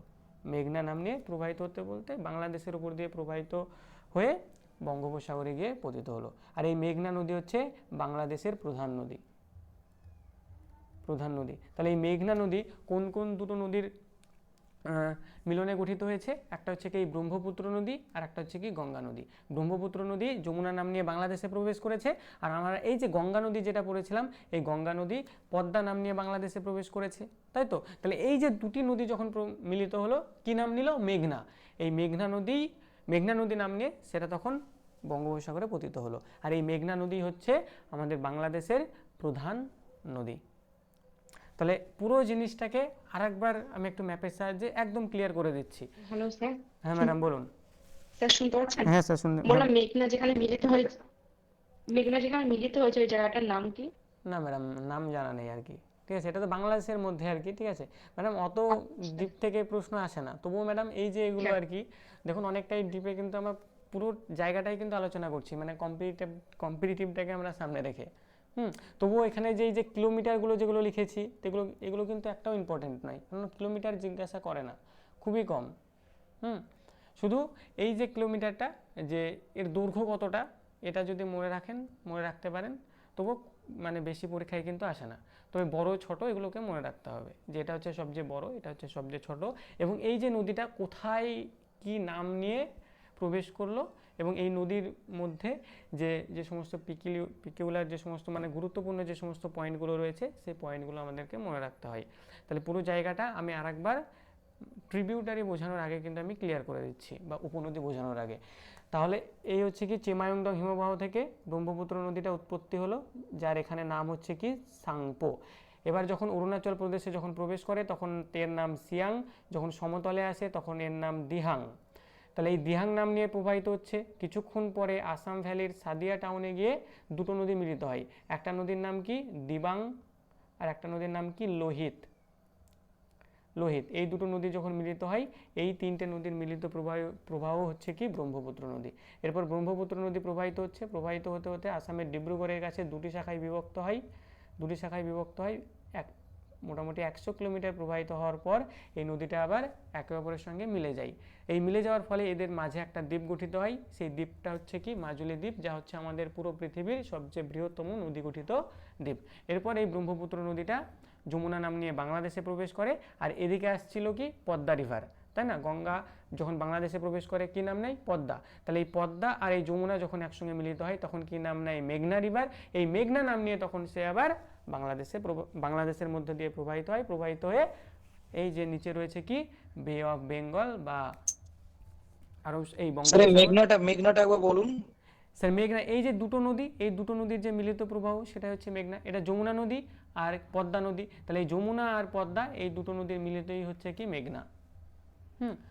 বা যদি ম্যাপ দেখেন, এই জায়গা থেকে উৎপত্তি হয়েছে আর একটা নদী, সেই নদীটার নামও দেখতে পাবেন কি মেঘনা। সেই নদীটার নামই হচ্ছে কি মেঘনা। এই নদীটা গিয়েও আবার এই নদীটাই গিয়ে মিশেছে, কিন্তু অ্যাকচুয়াল মেঘনা যেটা হচ্ছে বাংলাদেশের মূল নদী, সেটা হচ্ছে কি এই যে আমাদের অ্যাকচুয়াল গঙ্গা, যা পদ্মা নাম নিয়ে বাংলাদেশে ঢুকেছিল। যেখানে সম্প্রতি দেখবেন এই পদ্মা নদীর ওপর একটা ব্রিজ আবার তৈরি করা হয়েছে, সেটা নিয়ে বাংলাদেশ কিন্তু খুবই হ্যাপি আর কি। তো আর এই যে ব্রহ্মপুত্র নদী, যেটা যমুনা নাম নিয়ে বাংলাদেশে প্রবেশ করলো, এই যে দুটো নদী একে অপরের সঙ্গে যখন মিলিত হলো, তাদের মিলিত প্রবাহটার নামই হচ্ছে কি মেঘনা। এই মেঘনা নাম নিয়ে তারা তখন কোথায় গেল? আরব কেন বলছি, বঙ্গোপসাগরে গিয়ে পতিত হলো। আর এই যে দুটো নদী গঙ্গা এবং ব্রহ্মপুত্র, এই দুটো নদীর যে পলি সঞ্চয়, মানে দুটো নদী যদি দেখেন আর কি, দুটো নদী হচ্ছে কি মানে হিমালয় থেকে উৎপত্তি, মানে সেই উঁচু মানে হিমালয় পর্বত থেকে উৎপত্তি, মানে দুটো নদী একদম প্রচুর পরিমাণে যত নুড়ি বালি পাথর কাকড় যা কিছু ছিল সব নিজের সঙ্গে নিয়ে এসেছে, সব এই জায়গায় জমা করেছে। কি করেছে? এখানে শুধু তো আমরা দুটো মেন চ্যানেলগুলো পড়লাম বা মূল নদীগুলো পড়লাম, এদের এবার শাখা নদী রয়েছে, এদের উপনদী রয়েছে, তাদেরও আবার শাখা নদী, তাদের উপনদী, তাদের শাখা নদী, তাদের উপনদী, মানে পুরো যদি বেসিনটাকে দেখেন পুরো একটা জাল আর কি। তাহলে এই যে পুরো যে জাল, তারা এই যে নুড়ি বালি পাথর কাকড় যা কিছু রয়েছে সমস্ত নিয়ে এসে যখন এই জায়গায় কি করেছে? সব সঞ্চয় করেছে, তাই তো? সব সঞ্চয় করেছে। তো এই সঞ্চয় করার ফলেই একটা বদ্বীপ গঠিত হয়েছে, সেই বদ্বীপটার নামই হচ্ছে সুন্দরবন, যা হচ্ছে আমাদের পুরো পৃথিবীর সবচেয়ে বৃহত্তম বদ্বীপ। এবার বলুন, কারোর যদি কোনো জায়গায় বুঝতে যদি অসুবিধা হয় তাহলে বলুন।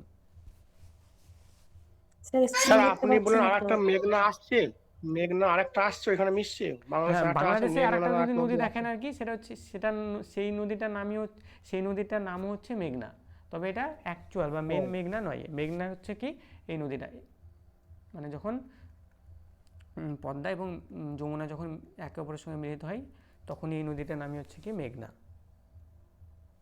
বোঝা গেল স্যার? আর যে ব্রিজটা বলেন সেটা পদ্মার উপরে বানিয়েছে বাংলাদেশ সরকার না মেঘনার উপরে বানিয়েছে? হ্যাঁ, পদ্মা নদীর উপরে বানিয়েছে। আচ্ছা ঠিক আছে। আচ্ছা, পদ্মা ব্রিজই তো বলে আর কি, তাহলে পদ্মা নদীর উপরে বানিয়েছে। তবু আমি শিওর নয় আর কি, যদি মেঘনা নদীর উপরে যদি বানাতো আর কি, তাহলে মেঘনা নদীর উপরে পদ্মা ব্রিজ তো বলতো না।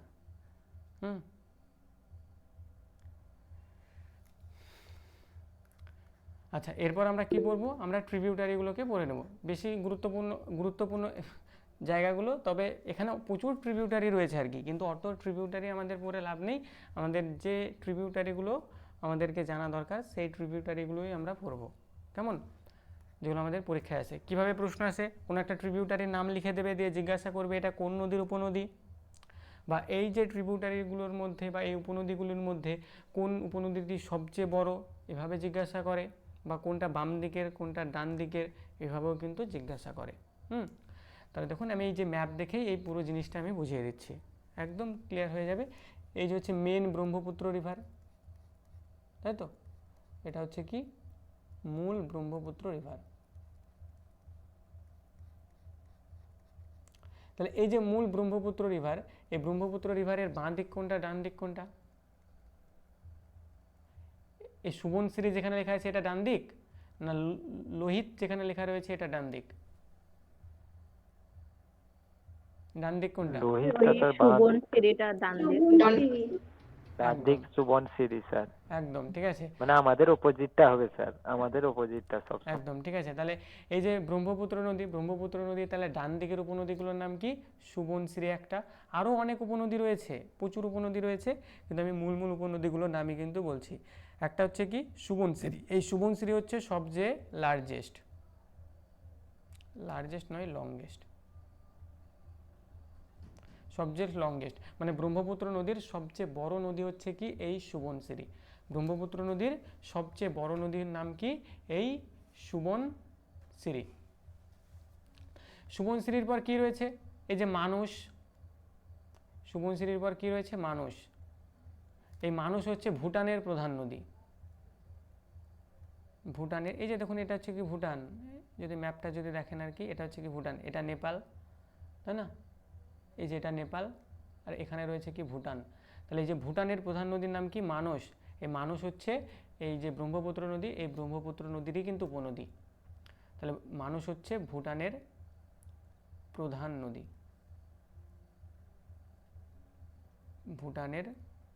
ভুটানের প্রধান নদী, মানস হচ্ছে ভুটানের প্রধান নদী। এরপরে কি রয়েছে? তিস্তা রয়েছে। তিস্তা আমরা পড়েছিলাম না, যে সিকিমের জেমু হিমবাহ থেকে উৎপত্তি লাভ করেছে তিস্তা, যা উত্তর ভারতের ত্রাসের নদী। এই তিস্তা হচ্ছে কি এই ব্রহ্মপুত্র নদীর উপনদী। তিস্তা হচ্ছে এই ব্রহ্মপুত্র নদীর উপনদী। সেই সঙ্গে যদি আমি বলি সংকোশ, সংকোশও হবে, সংকোশ আরও এদিকে রয়েছে, সংকোশও হবে এই তিস্তা নদীর, এই তিস্তা কেন বলছি, ব্রহ্মপুত্র নদীর ডান তীরের উপনদী, ব্রহ্মপুত্র নদীর ডান তীরের উপনদী সংকোশ। এই সংকোশ দিয়ে একটা প্রশ্ন এসেছিল, কি প্রশ্ন? যদি বলে যে পশ্চিমবঙ্গের সবচেয়ে পূর্বের নদীর নাম কি? পশ্চিমবঙ্গের, হ্যাঁ পূর্বের নদী সংকোষ। হ্যাঁ পূর্বের নদীর সবচেয়ে নাম কি?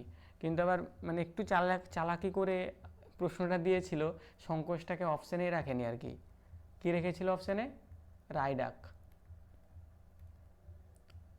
অপশানে রেখেছিল কি? রায়ডাক। তাহলে সংকোষ অপশানে না থাকলে কি হবে? রায়ডাক। তাহলে পশ্চিমবঙ্গের সবচেয়ে পূর্বের নদীর নাম কি? সংকোষ। সংকোষ আবার অপশানে দেয়নি, তাহলে কি বলবো আমরা? রায়ডাক। তাহলে এই যে প্রশ্নগুলো আর কি ম্যাপ দেখে আর কি যদি ক্লিয়ার কনসেপ্ট যদি না থাকে তাহলে কিন্তু ভুল হয়ে যাবে। তাহলে আমরা জাস্ট নামগুলো মনে রাখবো। ব্রহ্মপুত্র নদীর ডান তীরের উপনদীগুলির মধ্যে আমরা কি কি পেলাম? একটা সুবর্ণ কেন বলছি, সুবনশ্রী। এই সুবনশ্রী হচ্ছে সবচেয়ে বড় উপনদী। আর কি রয়েছে? মানস নদী, এটা হচ্ছে ভুটানের প্রধান নদী। আর একটা রয়েছে সংকোশ আর তিস্তা, উত্তরবঙ্গের ত্রাসের নদী, তাই তো। তাহলে এই চারটে হচ্ছে কি? দিবাংটা হবে না? আচ্ছা দিবাং কেন হবে না? দিবাং তো বাম তীরের উপনদী। দিবাং হবে। ও আচ্ছা, আমি তো ডান তীরে স্যার বললাম ওটা না। কি বললেন যে হ্যাঁ পূর্ব দিকের নদী, কি বললেন স্যার? ওটা একবার বলুন না স্যার একটু। স্যার কোনটা ম্যাডাম বলুন একবার? পূর্বতম নদী, পশ্চিম। ও এই যে যদি পশ্চিমবঙ্গের ম্যাপটা যদি দেখেন আর কি, মানে পশ্চিমবঙ্গ যদি দেখেন,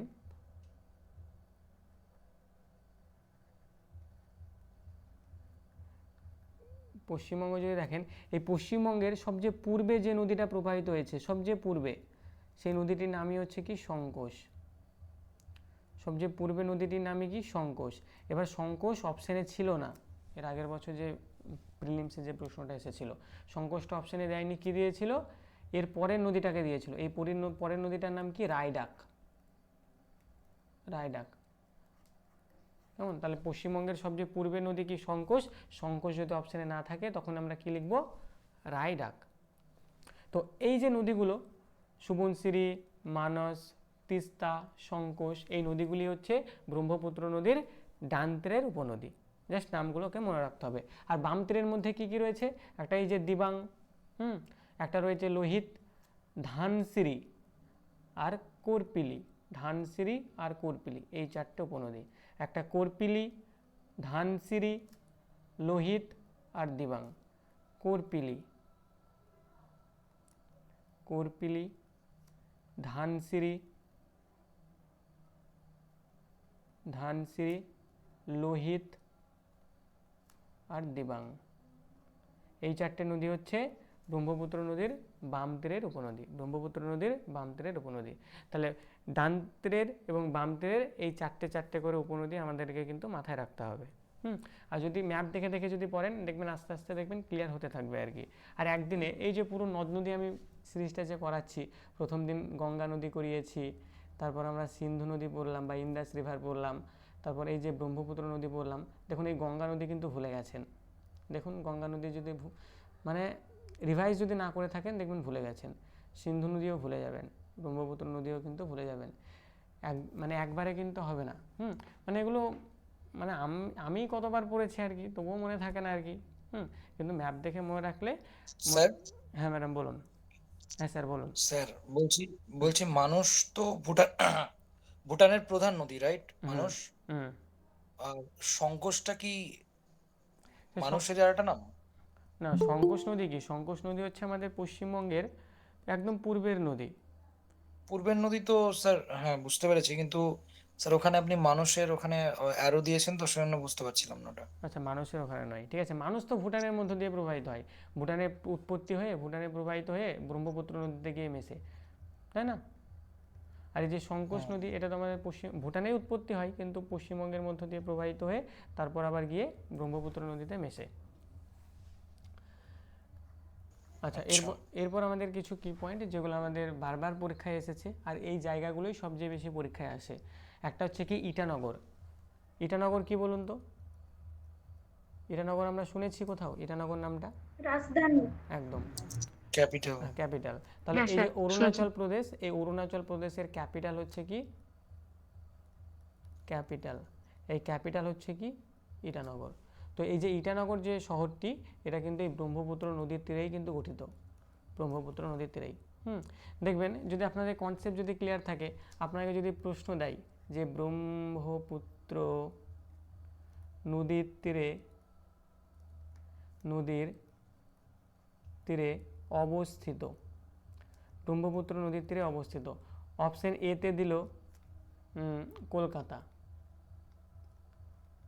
অপশন বিতে দিল আহমেদাবাদ, অপশন সিতে দিল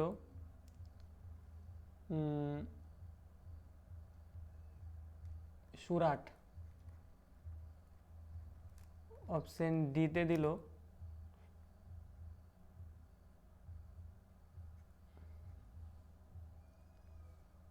গুয়াহাটি।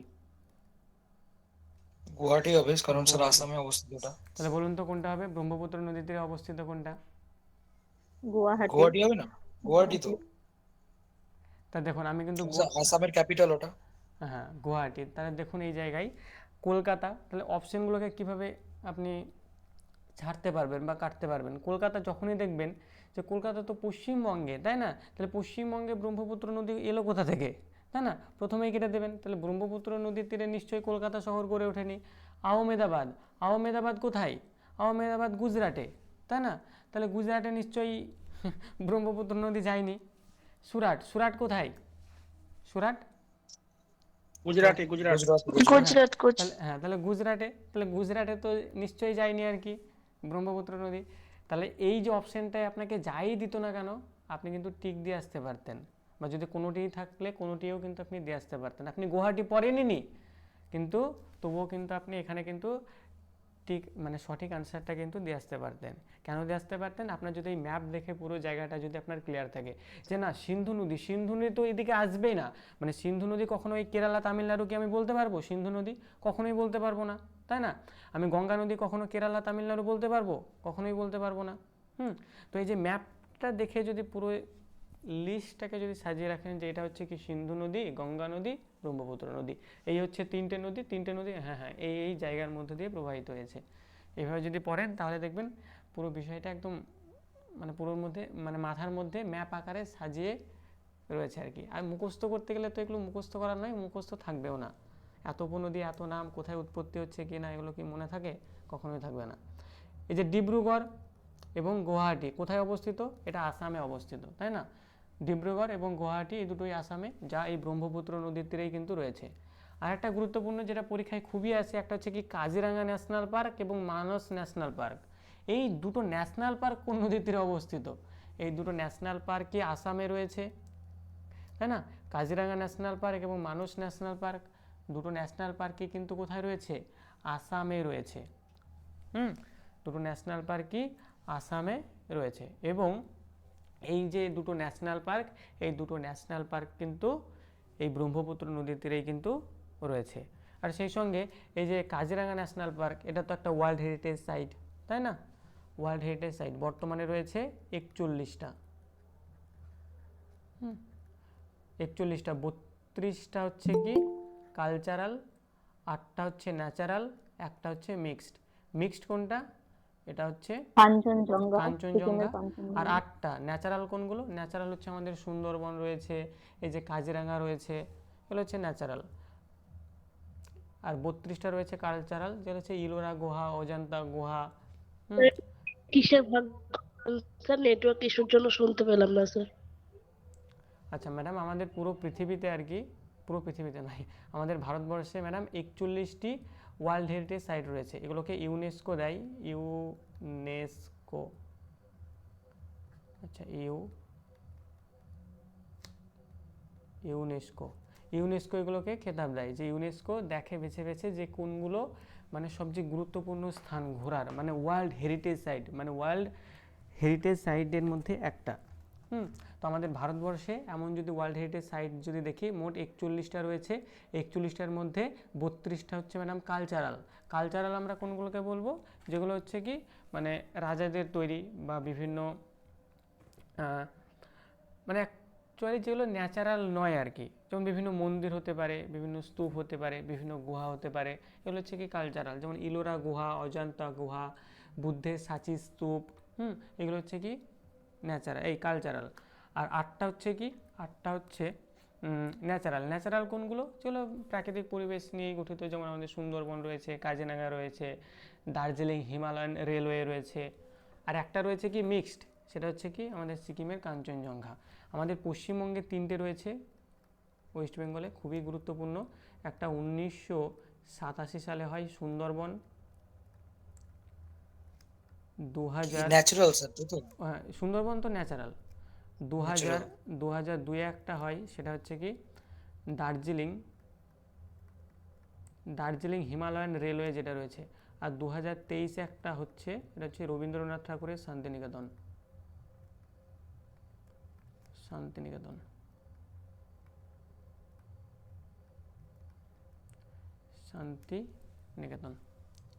তো আজ আমরা কি পড়লাম? আজকে আমরা পড়লাম হচ্ছে স্যার ওই যে একটা কি মিক্স, ওই দুটো মানে কালচারাল আর ন্যাচারাল মিক্স? হ্যাঁ, একটা যেটা রয়েছে সেটা হচ্ছে কি ম্যাডাম কাঞ্চনজঙ্ঘা।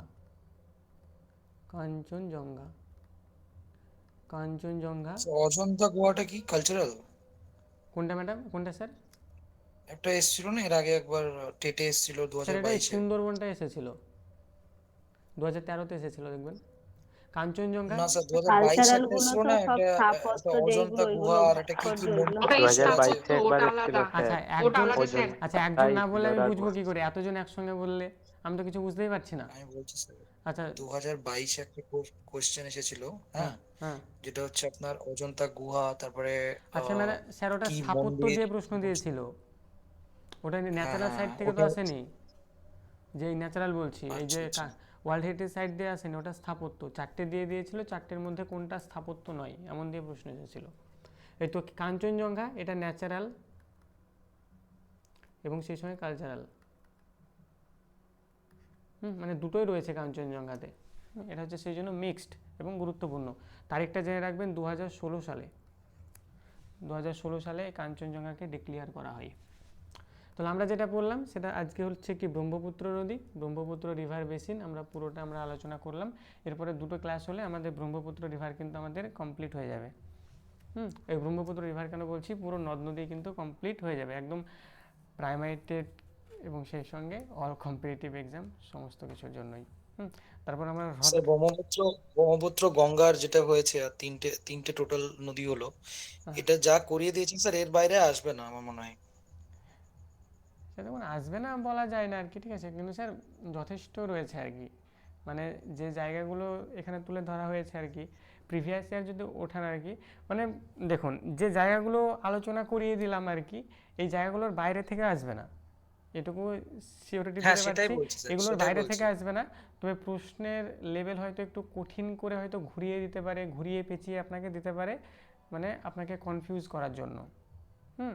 যে কোনো একটা নদী এটা না বলে এটা বললো, ঠিক আছে, বা প্রশ্নগুলো যদি ঘুরিয়ে দেয় বা কঠিন জাতীয় যদি দিতে চাই তাহলে কেমন দেবে, হ্যাঁ, যে নদীগুলোর লোকেশান আপনাকে চাইবে আর কি, যে এই নদীটা এই রাজ্যের মধ্যে অবস্থিত হ্যাঁ কিনা, এভাবে কিন্তু চাইবে, দুটো তিনটে রাজ্যের নাম দিয়ে দেবে, দিয়ে বলবে এই নদীটা এই রাজ্যের মধ্যে অবস্থিত নয় কি অবস্থিত হ্যাঁ কিনা।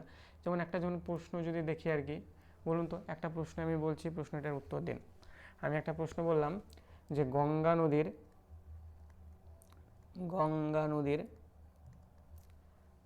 বাম তীরের উপনদী নয়। অপশন এতে বললাম গঙ্গা নদীর বাম তীরের উপনদী নয়, প্রথমে বললাম রামগঙ্গা,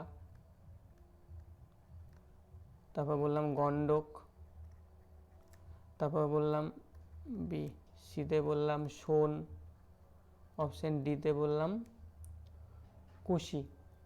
বলুন তো কোনটা হবে? গঙ্গা নদীর বাম তীরের উপনদী নয়। আচ্ছা সাথী ম্যাডাম অপশন সি বলছেন। আচ্ছা তাহলে পড়াশোনা, গঙ্গা ভুলে গেছি স্যার। আচ্ছা পড়াশোনা কিন্তু তাহলে সাথী ম্যাডামই করছে।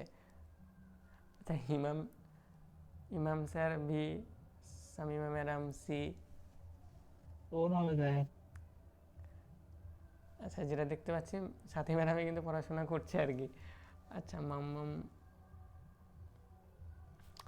তাহলে দেখুন আমরা গঙ্গা নদী পড়েছিলাম না, গঙ্গা নদীতে বাম তীরে কোনগুলো ছিল, রামগঙ্গা ছিল, ঘরঘরা ছিল, গণ্ডক ছিল, কোশি ছিল, মহানন্দা ছিল, এগুলো তো বাম তীরে ছিল। আর ডান তীরে দুটোই ছিল না, একটা যমুনা ছিল একটা সোন ছিল, দুটোই তো ছিল। তা দেখুন এর আগেই পড়েছেন আর কি, ভুলে গেছেন, আর স্বাভাবিক স্যার ভুলে যাবেনই, হ্যাঁ, কারণ মানে ভোলা তো আমাদের একটা কি বলবো আর কি অবদান আর কি, ঠিক আছে, মানে সহজাত বরদান আর কি, পদ্ধতি বরদান আমাদের, ঠিক আছে, মানে ভগবান আমাদেরকে এই বরদানটা দিয়ে পাঠিয়েছেন আর কি, স্যার, সহজাত আমাদের সহজাত আর কি, ঠিক আছে, তবে বরদান এটা, ঠিক আছে, অভিশাপ নয় ভুলে যাওয়াটা। অবশ্যই ভুলবো, কেন ভুলবো না, ভুলে না গেলে তো বেঁচে থাকাই কঠিন। যাই হোক, আচ্ছা আমরা কি বললাম, ব্রহ্মপুত্র রিভার সিস্টেম আমরা বললাম 10:33 বাজে, 11টার সময় সম্ভবত ভাস্কর স্যার আবার ক্লাস নেবেন।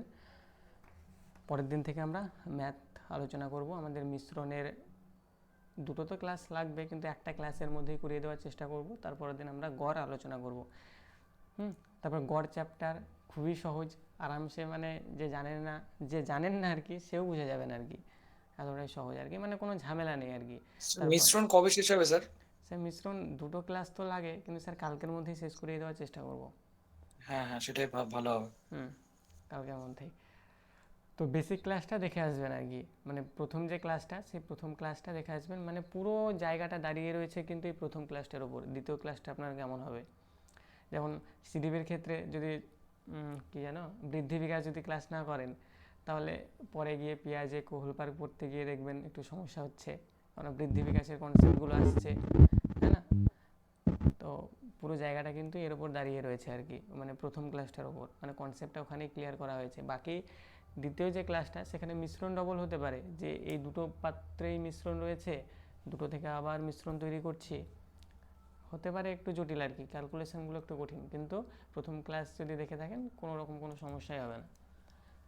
আর মিশ্রণের অঙ্কই হচ্ছে এমন অঙ্ক যে আপনি একবার শিখে গেলে আপনার আর কোনো সমস্যা হওয়ার কথা নয়, মানে সমস্যা হবে না, আর কোনোদিনও সমস্যা হবে না। কিন্তু অন্যান্য চ্যাপ্টারের অঙ্ক পুরো শিখে গেলেও কিন্তু তারপরে সমস্যা হবে, কেননা নতুন নতুন টাইপের আবার অঙ্ক আসবে, ভাববেন হয়তো বুঝতেই পারলাম না, যে অঙ্ক তো চ্যাপ্টার তো কমপ্লিট করিয়ে নিয়েছি, তবুও তো হলো না, কেন হলো না, কিন্তু এভাবেই হয় আর কি। আচ্ছা, এবার বলুন কারোর কোনো রকম কোনো প্রশ্ন থাকলে।